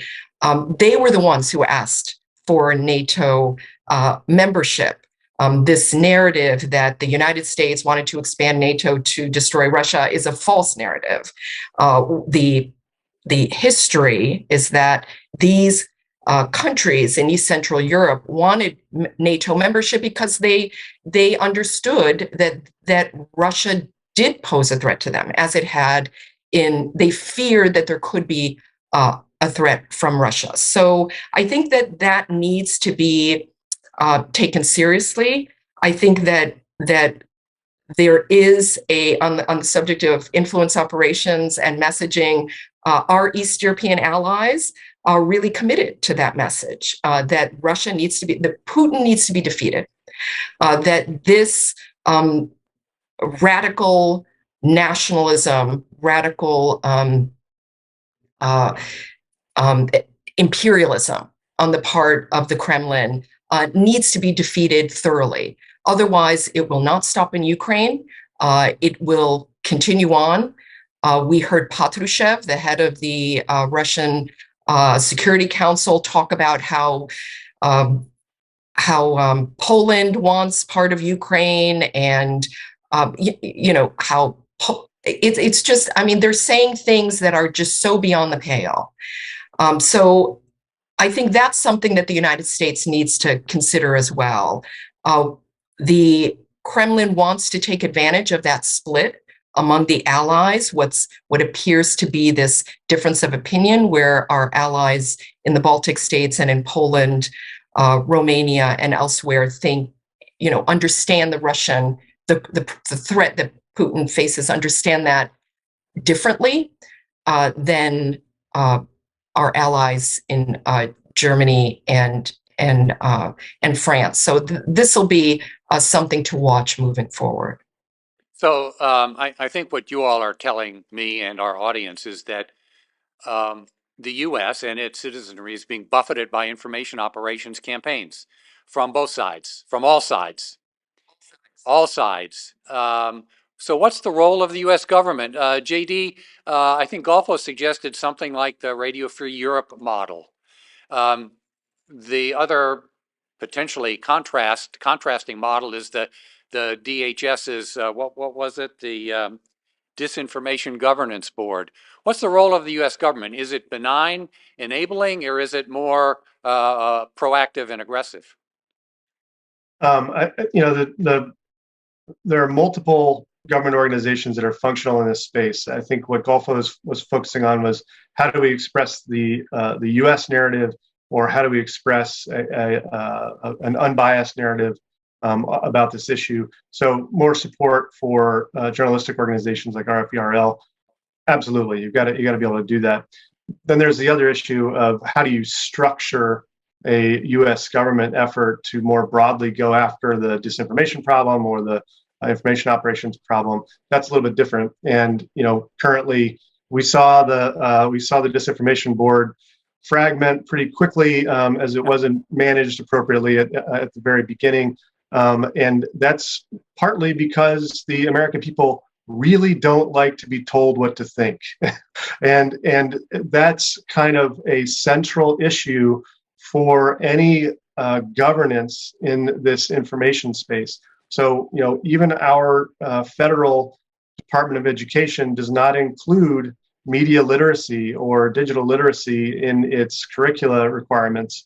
And we have ceded education to the state level.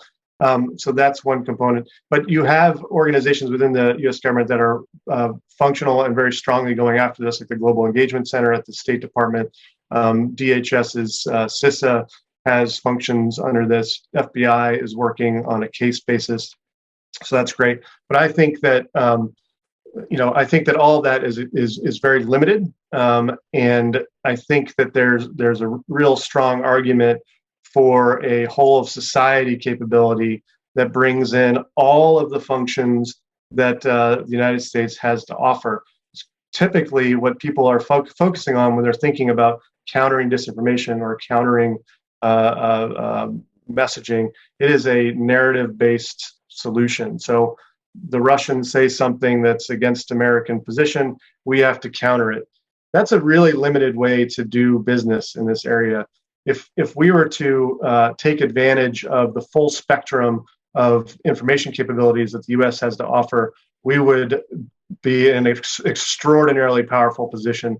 So, and by that I mean, yes, continue to use the systems that are in place within the government, but also reach out to civil society and pull on their capabilities in terms of messaging, but also in terms of unification. Reach out to Hollywood and pull on their capabilities to really push the American image in a way that we want to push it. Reach out to the cybersecurity community to ensure that we have all of those capabilities in place in support of a functional information operations capability. All of this comes with this very difficult question of, what is truth and what is our position that we're trying to defend, or what is our position or our image that we're trying to portray to the rest of the world.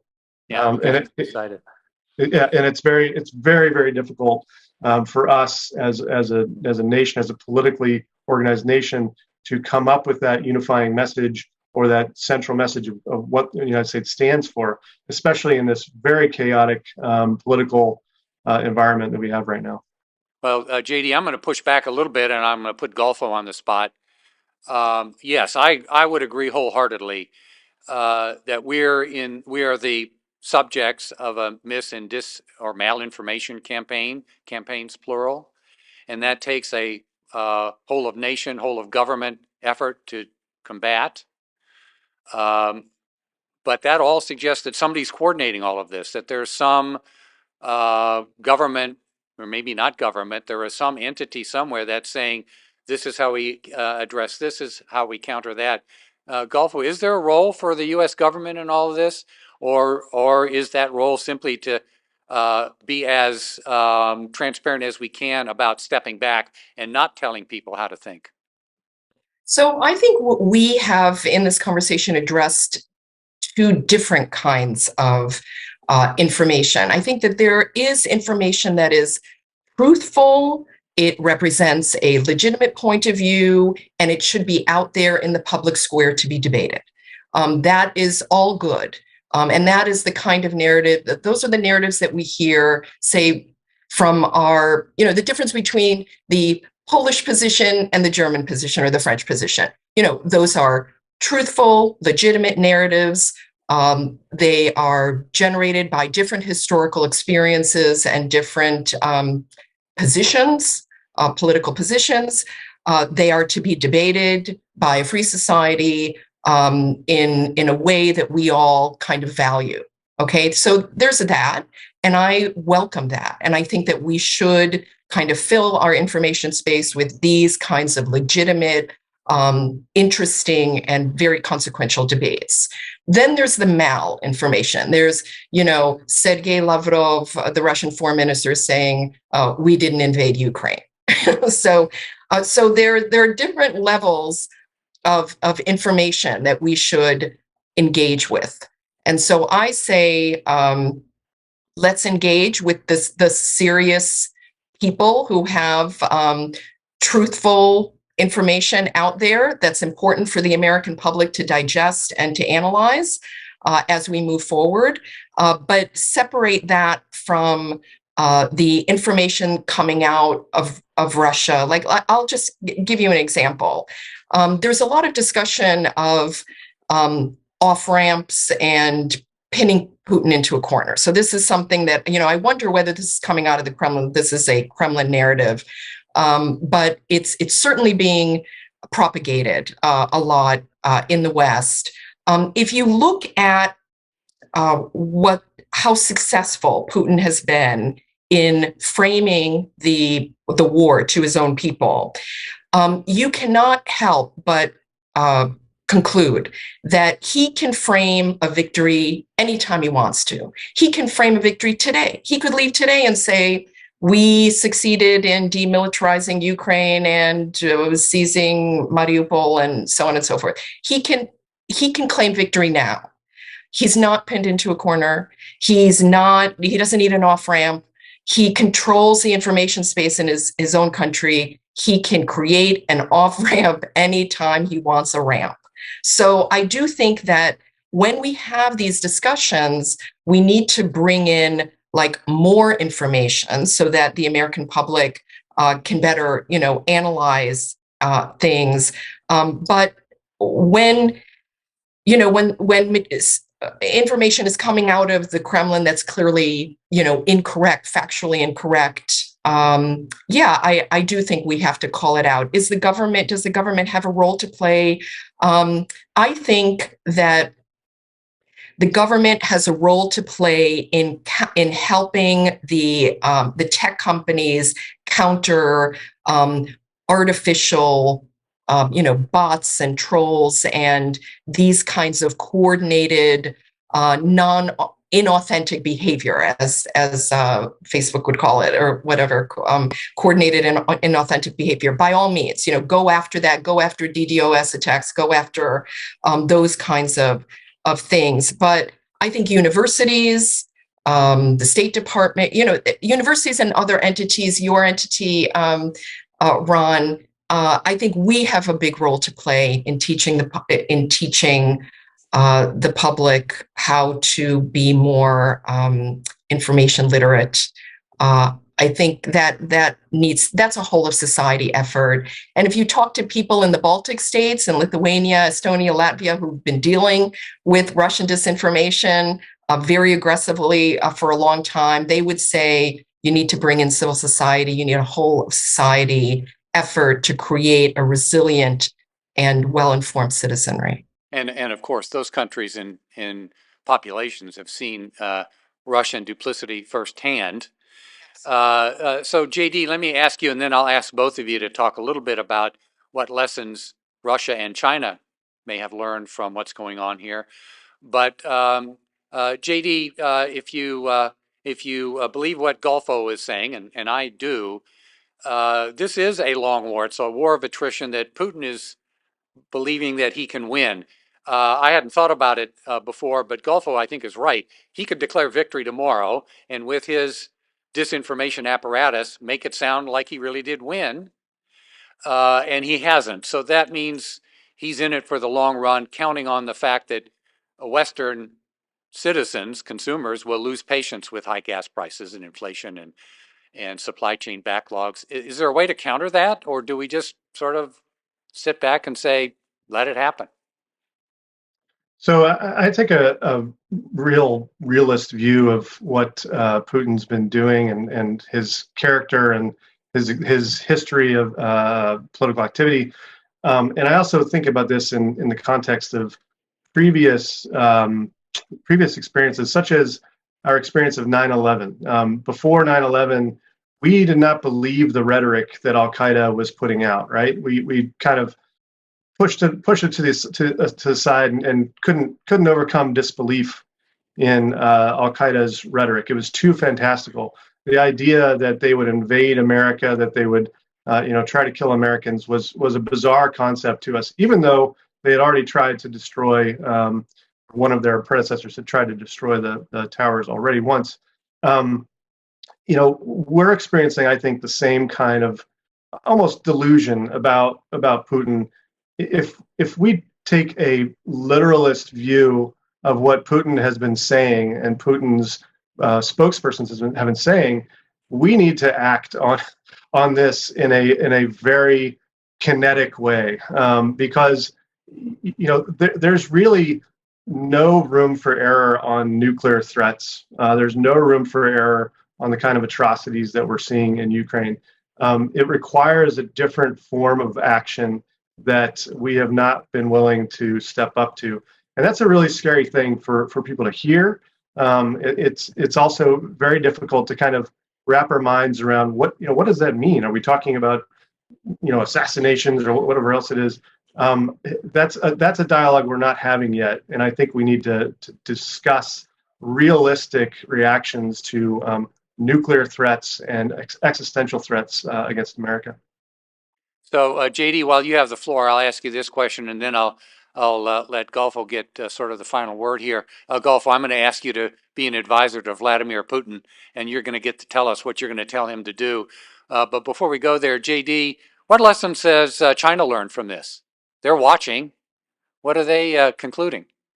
So, if you look at what the West has done to support Ukraine, it has, again, it's stopped short of really going after the core threat, which is Russia itself. So we've provided weapons, we've provided funding, but we have not gone after the Russians. So, if China wanted to use a proxy force, for example, to invade a state or conduct an expansionist attack, they, I think, have learned that there are real limitations to how the U.S.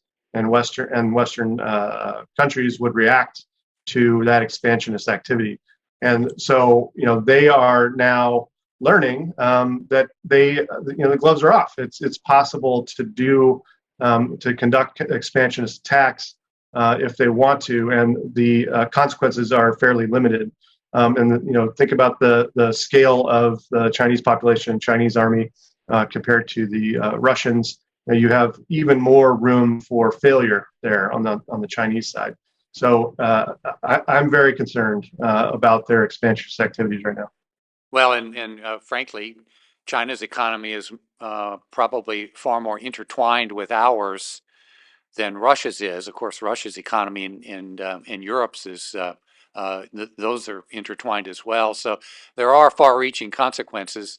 Golfo, let me ask you, A, if you want to share anything about China, and or B, what you're going to tell Vladimir. So I think it's interesting that China has not issued a full-throated support of statement in support of Russia, and the reporting is that China is uneasy about what Putin is doing and is going to abide by the sanctions, doesn't want to violate the sanctions. So I think that what Putin did was just so irrational, but it was perfectly consistent with his ideology that pits Russian civilization against Western civilization, the West seeking to destroy Russia. I just want to amplify something that JD said. I could not agree more that we need to really think about what's coming out of the Kremlin, the statements that are being made, we think that this is a war between Russia and Ukraine. It's really a war between, at least according to the Kremlin, it's a war between them and the West. And we haven't fully appreciated that. I think JD is absolutely right that it's hard to wrap your mind around that when a nuclear power is talking about its capabilities, to destroy the United States and the UK. I mean, these are really scary messages. And they're coming out of, the top advisors, like things that the hawks who are closest to Putin are saying, really disturbing things. So I think it's comfortable for us to just kind of bracket this and put it aside and not address it. But I do think at some point, we're going to have to face up to this because according to the Kremlin, this is an existential threat. This is an existential crisis, and the West is to blame. Now, what would I advise Putin? I would advise him to keep doing what he's doing if the goal is to keep his people on his side, because the evidence is that the independent polling center, the Levada Center, has been conducting monthly polls on the war. And although in a authoritarian state like Russia, where fear of speaking truthfully to a pollster or anybody else is clearly, prominent, nonetheless, I think it is striking that there's been an uptick in support for the war, in the number of people who say that Russia can win the war. Who do you blame for the war? Russians are asked. 57% say the United States and the West. 7% say that this was provoked by Russia. Given how much they control the information space and how successful Putin has been, I think he needs to keep doing what he's doing. I do want to mention this, though. He is not omnipotent here. There are limits to Russian influence over its own population. Just the mere fact that we're seeing so much low morale in the Russian military, desertions, soldiers AWOL, and so on, people refusing to be called up, that suggests that the messaging within the military is not succeeding. So they might be succeeding in convincing, a couple in, Khabarovsk that this is a good idea, but they need to convince their soldiers that they're fighting for a cause. And if they can't do that, that suggests that there's a real limit to Russian information operations. The fact that Putin is not calling a mass mobilization also suggests that he knows if he calls this a war, if he calls for massive mobilization, he will lose support. So I do think that that's something we should keep in mind, that there are limits to Russian capabilities here. We've been framing Russian information operations as if they're super duper, and they do have their limits, even within their own country. I also just want to throw out that the sanctions that we have imposed have really disrupted the financing of Russian influence operations and disinformation in the West, and that's a good thing. So this may be deja vu all over again with respect to Russia's version of Afghanistan, where they could tell their population anything they wanted, but it was soldiers coming home that actually got to the truth of the matter. JD, you got 2 minutes to wrap it up, and then I'm going to introduce our next speaker, who's actually from Poland. He's from Eastern Europe, and he's engaged in this. He was also on the ground in Afghanistan. I'll talk a little bit more about that as well. So he'll offer those perspectives. But JD, final thoughts, and then we'll segue. Well, again, thank you very much for having me. This was a great conversation. And these are issues that we really need to pay more attention to. Going back to this literalist view of what's going on in Putin's mind and the statements that are coming out right now, that should be driving our thinking and our actions on this issue. So I think it's been a great opportunity to dig into that a little bit. And if I had my way, we would really structure U.S. capabilities in that whole of society way, where we're taking advantage of all capabilities freely and fairly, and not trying to assert a specific worldview or political view, but instead attempting to sort what the issues are that we're facing. And I think it can be done. And I think it'd be beyond just a great experiment. I think it'd be absolutely important to the future of this country. Well, folks like yourselves, Gulf, I'll thank you, as well as JD and Foster, who had to bow out, continuing to reiterate the message that we've got to do something about this. And I'm hopeful that programs like this and your participation in them will lead to that sort of dialogue in the U.S. I'm reminded of what one Japanese admiral said after Pearl Harbor: "We've awakened a sleeping giant." I hope we're becoming awake, because I think if and when we do, we can deal with this stuff. But until we do, the voices, the many voices with their versions of the truth, are going to be out there, and our citizenry is going to be left to their own devices to decide what's real and what's imagined. Again, thank you both for participating. Apologies on behalf of Foster for the technical difficulties. Again, we'll blame the Russians. Let me turn now to our next guest, Professor Piotr Lubinsky. Professor Lubinsky is actually affiliated with the Krakow University's Strategic Studies Institute. He's got count them, two PhDs. And I have to tell you, he's done a lot of work with NATO. He's done a lot of work with U.S. Special Operations Command and their Polish version. He's been, and as I suggested earlier, he's actually been on the ground in Afghanistan as part of reconstruction. So he's seen that information war in contrast to this one. And I know, Piotr, welcome. I know one of the things you'll talk about is the refugee population that your own country is dealing with, because that's an yet unexplored topic. A lot of women and children whose husbands are in Ukraine actually fighting the war, and yet they're in refugee camps, in bad straits, and also very vulnerable to information operations. But I don't want to get ahead of you. Again, welcome. Thanks for your participation. It is late in the day over there, so I'll let you get to it. Hello, Ron. It's such a pleasure. And obviously, I don't want to repeat General Gray, but it's absolutely excellent event. You mentioned refugees and the refugees camps, and it's quite interesting observation. Because we don't have actually refugee camps in Poland to accommodate Ukrainian population.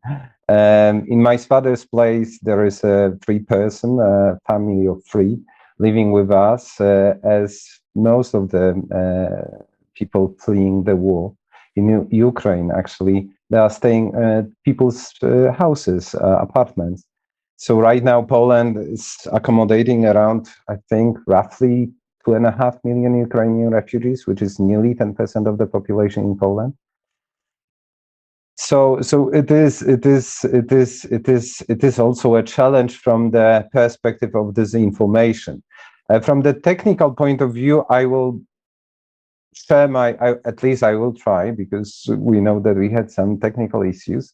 I will try to share my presentation on Russian disinformation operation in Poland against Ukrainians, or sort of providing anti-Ukrainian narratives. And I'm very happy that the Gulf, again, excellent presentation on these major narratives which are presented around the world. But I will try to focus mostly on these narratives which are exploiting Polish vulnerabilities, and that will lead me to some general conclusion how to combat, how to oppose this sort of disinformation. And please let me know whether you see my presentation, which I will try to share. Okay. And again, I will refer to Gulf for this history does matter in this area. Poland within the last 250 years was divided and partitioned by Russia 5 times. And for nearly 200 years, we were under Russian domination. And yes, we definitely takes it seriously. Poland takes it seriously. Central Europe takes it seriously because, and again, I need to conclude with General Gray, it has the potential to get ugly. And I'm from Krakow, and I'm saying this not to correct you, Ron, but I'm saying that I'm from Krakow because Krakow is 300 km from Lviv, and Lviv was shelled. Lviv was distracted several times by Russian missiles, and this is something which is very concerning for the whole Central Europe. And also for me, because you mentioned my stay in Afghanistan, and I need to again bring this a personal observation, but when I was there, I was not sort of impressed by the fact that the Chinooks, Apaches, and F-15 were flying over my head, and business as usual. But when you see the same planes flying over the Krakow when you are taking your kids to school or kindergarten, it's absolutely breathtaking, and I only can imagine what Ukrainians are feeling right now, where this devastating, extremely conventional, extremely cruel war is taking place. So why history does matter from the perspective of Russian, let's say, understanding of the world? I mean, they have this concept, they coined it years ago, of so-called the near abroad concept. And Golfo mentioned Kazakhstan, but also Belarus, Ukraine, and also Poland is considered as sort of like a near abroad, which is an area of influence of Russia. And Russians, they have even sayings, Kurica nie ptica, Polsza nie za granicę. Chicken is not a bird and Poland is not abroad.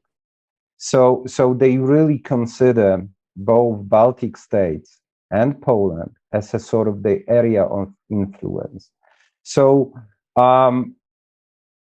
what are the aims of this operation? Well, and let me refer to one of the top journalists, Anne Applebaum. She's currently writing on behalf of The Atlantic, and I think it's worth of mention. Russian authorities want to undermine and destabilize Poland's position. This is definitely part of a wider plan to act against the EU and the NATO.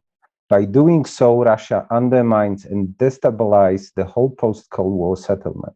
And that, of course, has been the central goal of Putin's foreign policy for 2 decades.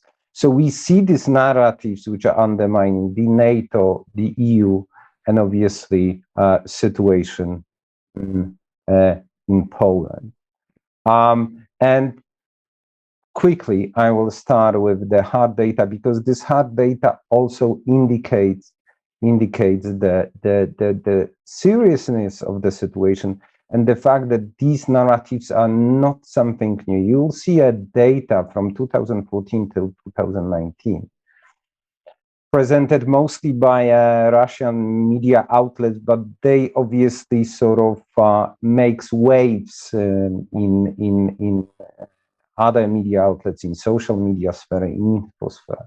So you will see numbers, how many articles were presented in Sputnik and Russia Today, or local branches of Russia Today, presenting certain narratives, and 38% for this 5 years were presenting a negative image of foreign policy of the United States. Nothing new. Shaping a negative image of Ukraine in context of relation with Poland. 23% of all news produced by the Russian outlets were creating this negative image. And obviously a major enemy of Russia, which is obviously European Union, which is presenting other model of democracy. And that's why Russia is trying so badly to ridicule European Union with this famous wording that it's a gay Europa. That they are not able to govern themselves, that they are completely inefficient, etc., etc. And then, in terms of Ukraine, obviously there were again number of articles and information disseminated in Polish Infosphere, because all these data I'm presenting is related only to the Poland. I'm not speaking about general narratives like Gulf. So number of information related to nationalism in Ukraine, number of information related to Stefan Bandera, which was a symbol of Ukraine, but also a symbol of Ukraine nationalism. Obviously corruption, and something which I consider as a sort of like a tectonic rift, a sort of vulnerabilities of certain countries or institutions. And this is obviously Volyn massacre. During the Second World War, Ukrainians were engaged into so-called Volyn massacre. The reason behind are very complex. I don't want to discuss it. But this is sort of very painful part of the history between Poland and Ukraine, and Russia is exploiting this Volyn massacre on and on. And this is example from my neighborhood, showing how Russia is influencing society in Poland. There is a stone, a big stone, and this big stone was painted yellow and blue to show support to Ukrainian fight, struggle. And every 5-6 days there are signs Z or Volyn, or Ukrainians are murderers, or Bandera, here in Krakow. Why this happens, that gives me a few more minutes to explain this. So I will right now will show you a certain narratives which were, and just two, not much, just few narratives which are constantly presented in a Polish infosphere. Territorial claims, and you see BTW before the war, and these narratives that Poland has some claims against Ukrainians were circulated in the Polish infosphere for years. The same information, but opposite, were circulated in Ukrainian infosphere.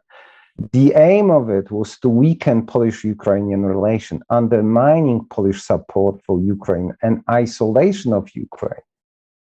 And you see a picture, it's a fake picture which was disseminated in Russian media outlets. The gentleman there is general commander of branches of the Polish Armed Forces, Jarosław Nika. And this is obviously a fake, but it's written here, it is time to remember history. And already mentioned by Golfo, Sergei Naryshkin said that this is a part of the Polish plot to partition Ukraine. The Western Ukraine is about to be divided, and a part of it is going to belong to Poland. So as you see, the same narratives, the line of narratives were presented before the war and after the war. And another narratives showing Ukrainians or presenting negative perception of Ukraine and Ukrainians before the war.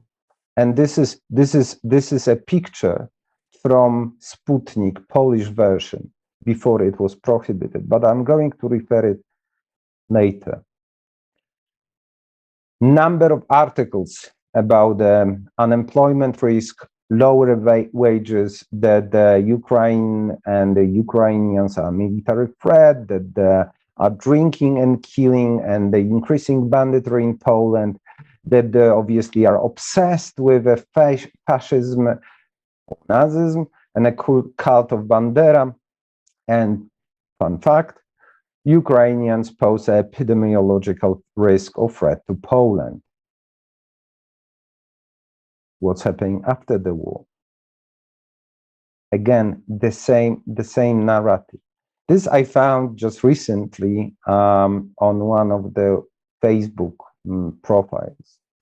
You will see it's in Polish, so I will translate it. But again, you see a name of the city, which is Gliwice, and there is a comment: be aware of Ukrainians in the age between 14 and 16. They were approaching my daughters. They were putting condoms in their hands. They were drunk. They were smoking weed. Gliwice. And just next to the same note about the city of Słubice, which is 300 km on the north. What indicates the sort of plan behind this shows that each of these locations are very well described. You'll see a street of Horst Bienk in Gliwice and the Rossmann shop in Słubice. And obviously information that the Ukrainians are taking a lot of money from the state as a sort of social support. 12,000 zlotych on each child is given to Ukrainians, so-called visitors, as someone writes. Neon 24, which is pro-Russian outlet, is writing Russia has already won the war, etc., etc. Ukrainians are killing us. What to do? So you see that based on these two examples, that the narratives which were existing in Infosphere for like last years, 5-6 years, just after Crimea, are still valid after invasion, after Russian invasion. And here comes the bigger problem: absorption of this narrative to, well, by Polish media, by outlets, by people. And I will give you an Interia case study. Interia is one of the websites. They provide emails, they have a news, etc. And this is kind of insider information, and that's why I love to discuss with JD Maddox on it, how that works in US. My friend was a chief editor just after Crimea aggression has occurred. And he said, Piotr, something's very odd is happening. We have some general data, general information on how many visitors we have, how many comments we have, for example, in terms of articles on Belarus. And after invasion, something strange has happened with the information related to Ukraine. For example, before the aggression, we have, 20 comments, 100 likes. That's all. After the invasion, the number has drastically increased to the numbers like 100 comments, thousands of likes. 90% of them were negative towards Ukraine, he says. So our IT, he says, did some research, and they realized that most of these comments were made from IPs from Petersburg, from Moscow, etc.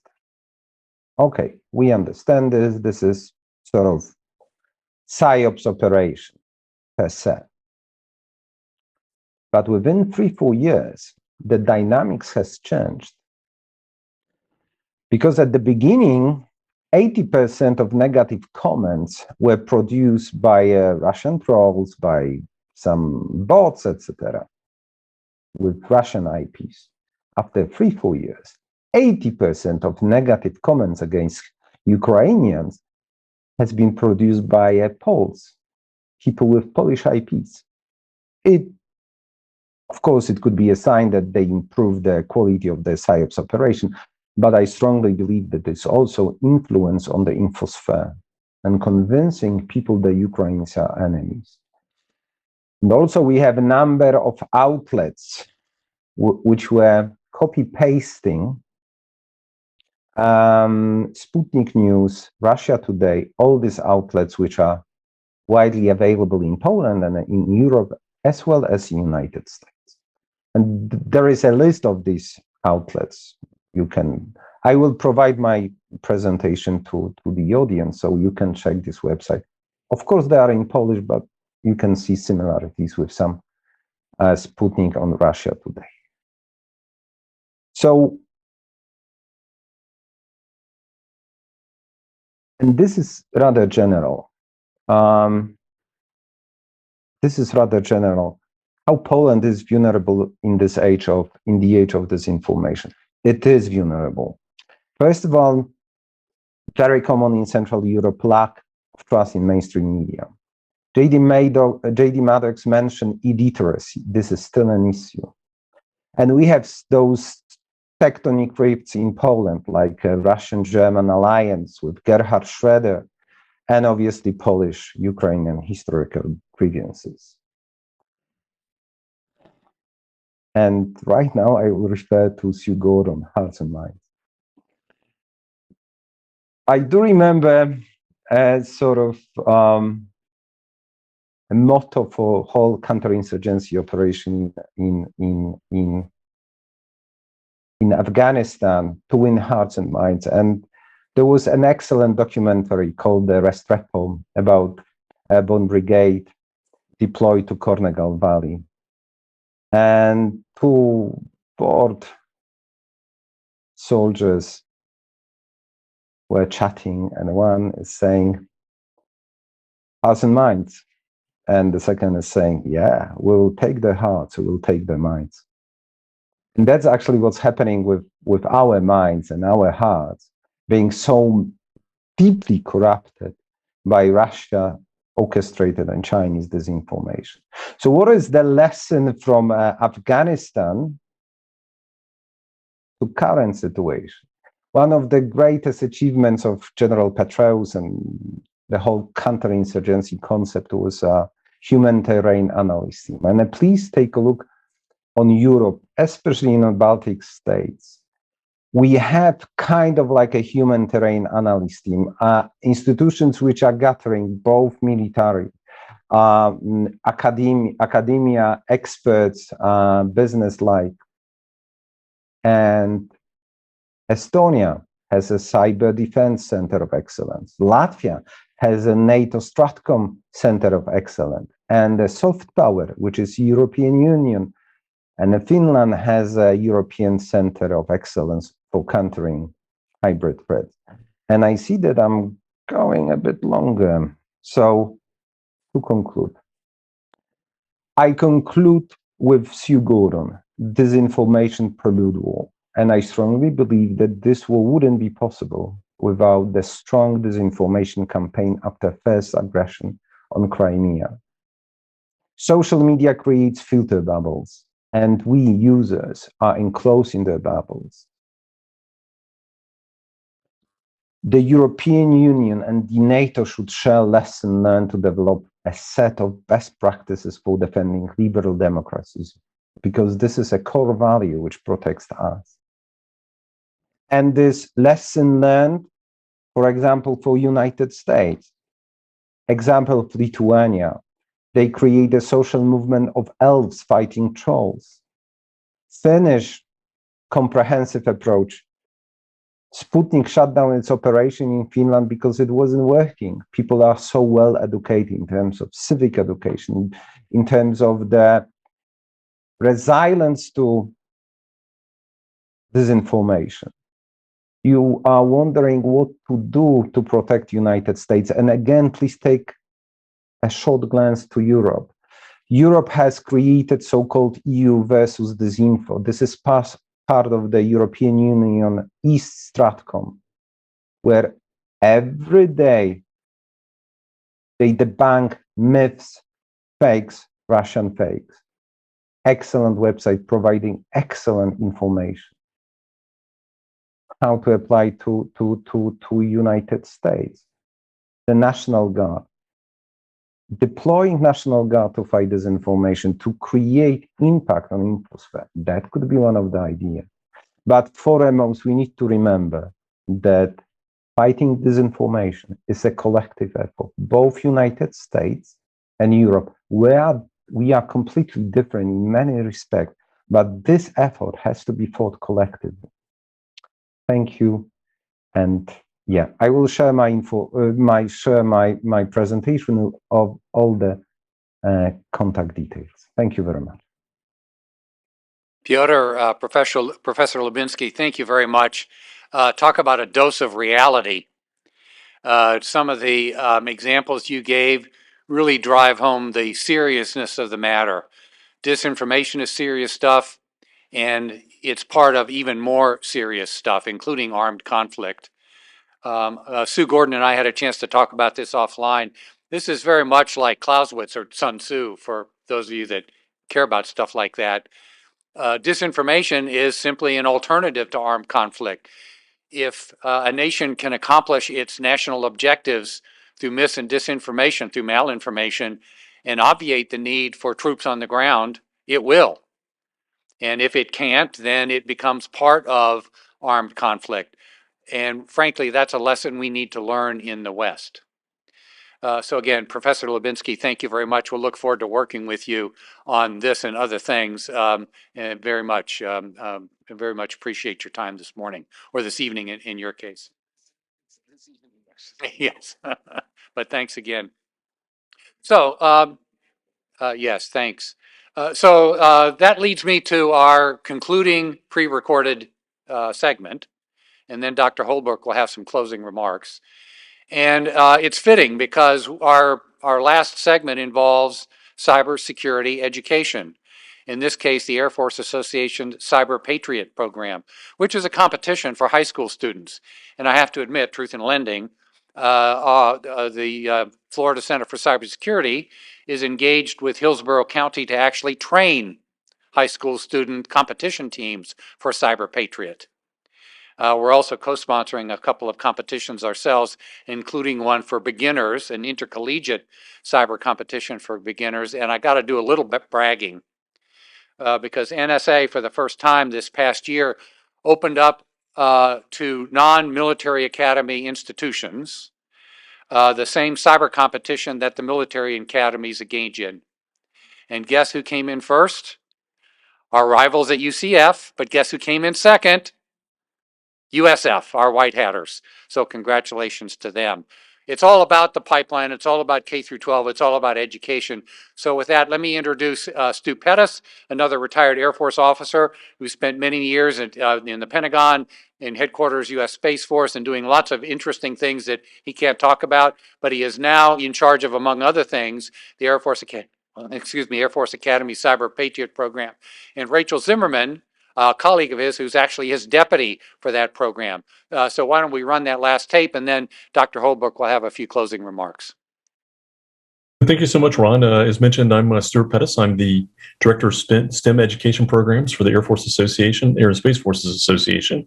And with me is Rachel. Rachel, do you want to introduce yourself? I'm Rachel Zimmerman. I'm the Senior Director of Business Operations for Cyber Patriot, and I've been with the program for 12 years. Awesome. So what we thought we'd do first is we're going to show a video. It's just kind of scopes the problem a little bit, talks about the challenge out there, gives a little bit of oversight about how we're getting after the challenge.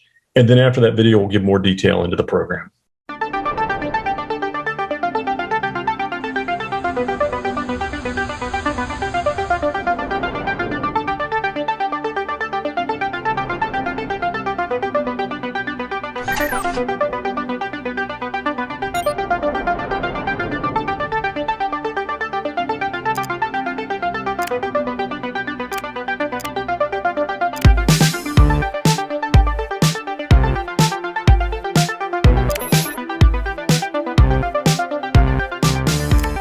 Cyber Patriot, the National Youth Cyber Education Program, is here to help any interested youth become the next generation of cybersecurity experts as they gain the tools to learn how to navigate in our increasingly cyber-connected world. Through a series of nationwide competitions, youths across the country can learn the ins and outs of cybersecurity in a fun and team-oriented way.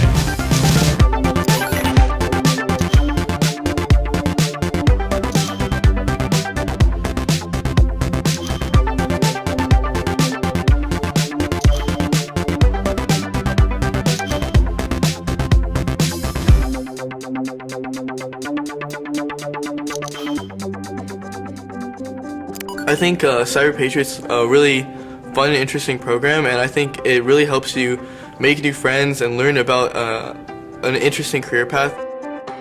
It will prepare them for them as a teen, as a young adult, and as an older adult, and even as a senior. My experience is once the kids walk in the door, they're hooked. This is great. And they're learning things that they don't get anywhere else. I think Cyber Patriot's attractive to students because it's something real. It's something that they can put their hands on, get them dirty with. A lot of times classes are theory or papers or just bookwork, and so Cyber Patriot really lets them experience what they're going to see in the real world.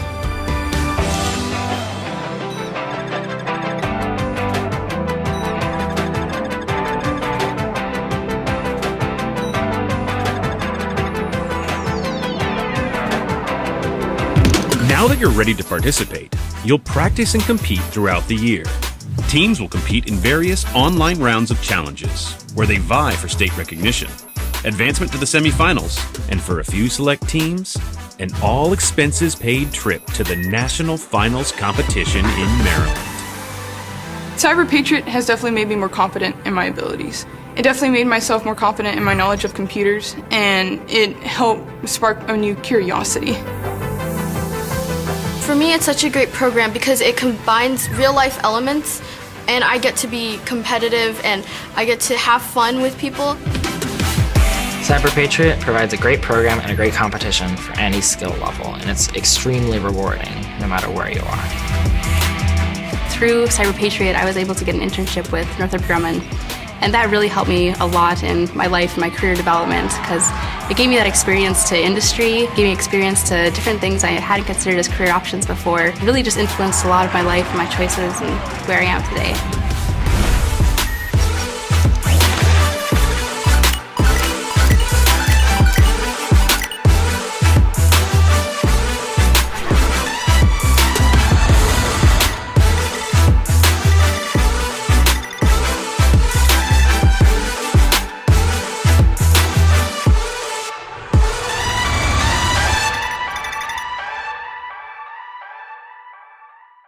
Okay, so with that video as kind of an overview and an introduction, we thought we'd go into a little more detail into Cyber Patriot and what we do. So as mentioned, Cyber Patriot is our answer to our contribution to the problem, because really, I'll be honest, there's no one single solution that's going to get after our needs for both STEM and for cyber defense as a nation, but we've contributed and we really are very proud of what we've done. So the first and obvious question is, what the heck is the Air and Space Forces Association doing involved in STEM education at the high school level? It's a great question. So AFA, and even though we're the Air and Space Forces Association, we still use the moniker AFA just because it's been around since actually longer than the Air Force and certainly longer than the Space Force existed. We have three missions, one of which is to educate the public on the critical need for unrivaled aerospace power and promote aerospace and STEM education for a technically superior and professional workforce to secure national security. So, and we take that mandate very seriously. We actually have two programs. We have a space-related program called Stellar Explorers. It's not as old. It's only starting its 8th year, and it focuses on space system design. And we have Cyber Patriot that we're going to talk about that's really focused on cyber defense. Now, I should emphasize, we're not recruiting for the services.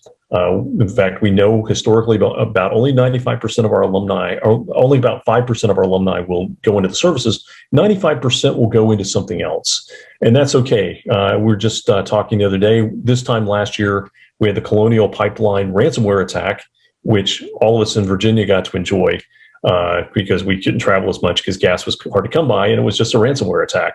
So that's Our entire infrastructure is critical. Hospitals, things that we talked about in the video, all of these bits and pieces of cyberspace are very important, and that's what we want to get after as a nation. And here's the scope of the problem. We know that as a nation, we have millions of STEM jobs that will go unfilled each year. We also know that we have a lot of cyber defense jobs that will go unfilled. And today, almost 500,000 jobs go unfilled. And it is growing each day. So every system, as we get into systems of systems, we have all these interconnected devices, all of them have vulnerabilities. And so we've taken this mandate on. One thing we'll point out is, since we're starting our 25th year this coming school year, we have 83,000 alumni that are now participating in cyber defense, and over 144,000 that are in some sort of STEM job. And it's based on our student surveys.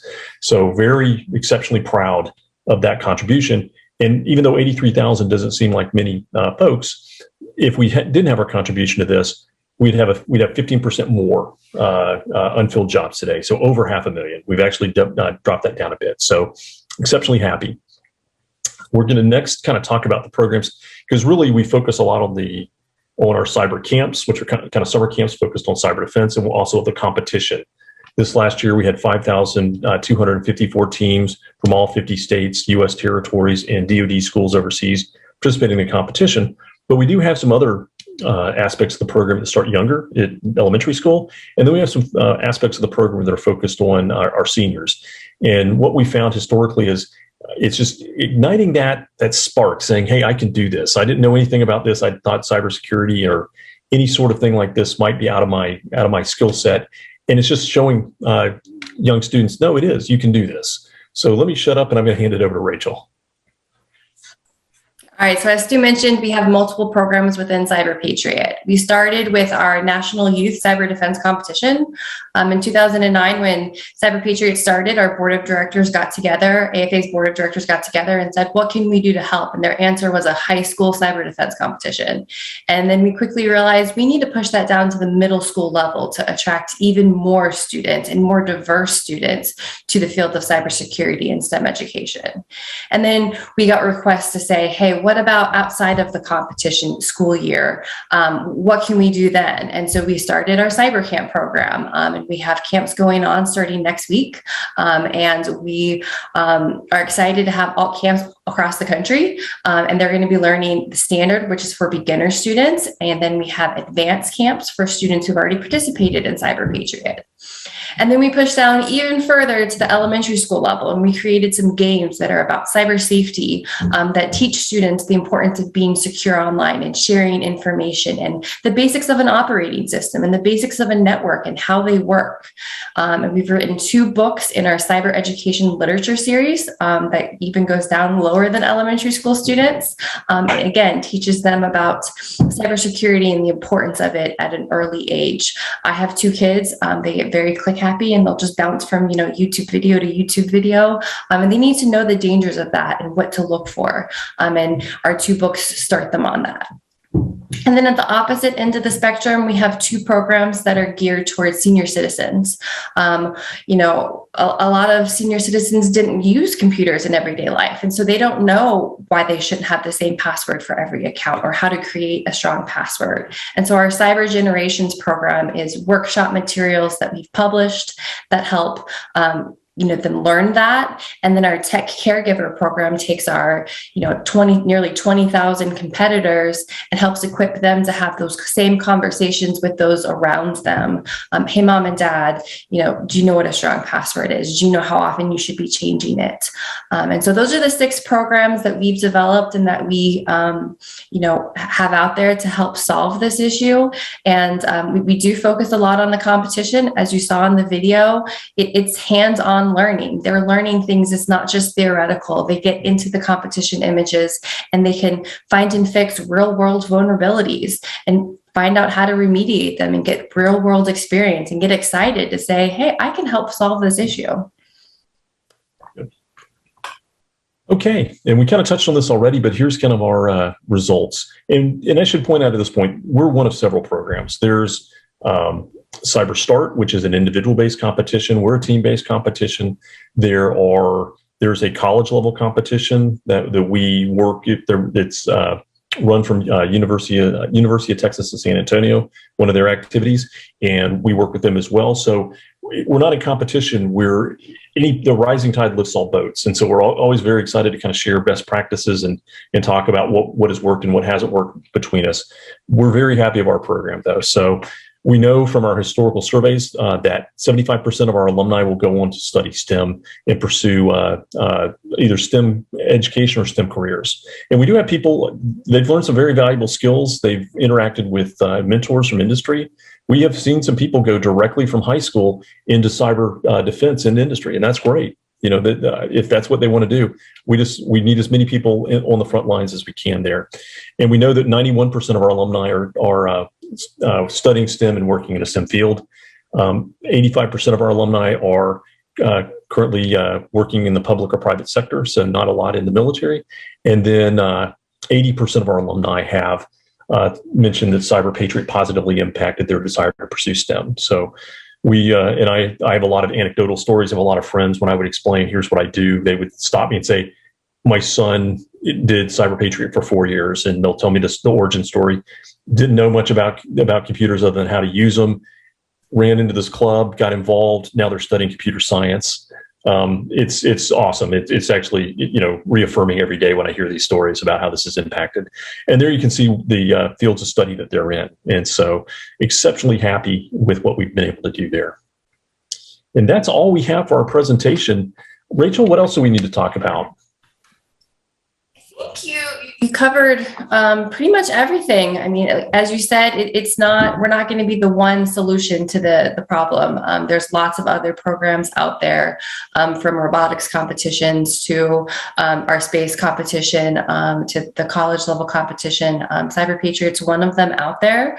And, we're all about helping the students learn that this is fun. They can do this as part of their career, and get them excited about what they want to go on and do, and helping protect our nation, and ensuring that the colonial pipeline 2.0 doesn't happen, or our banks are secure, our health records and hospital records and stuff are secure as well. If you look at just the attacks that have happened in the last year, it's mind-boggling how much of our data and stuff is out there, and how many attacks and how frequent they are. And so we're here to help motivate that next generation of cyber defenders.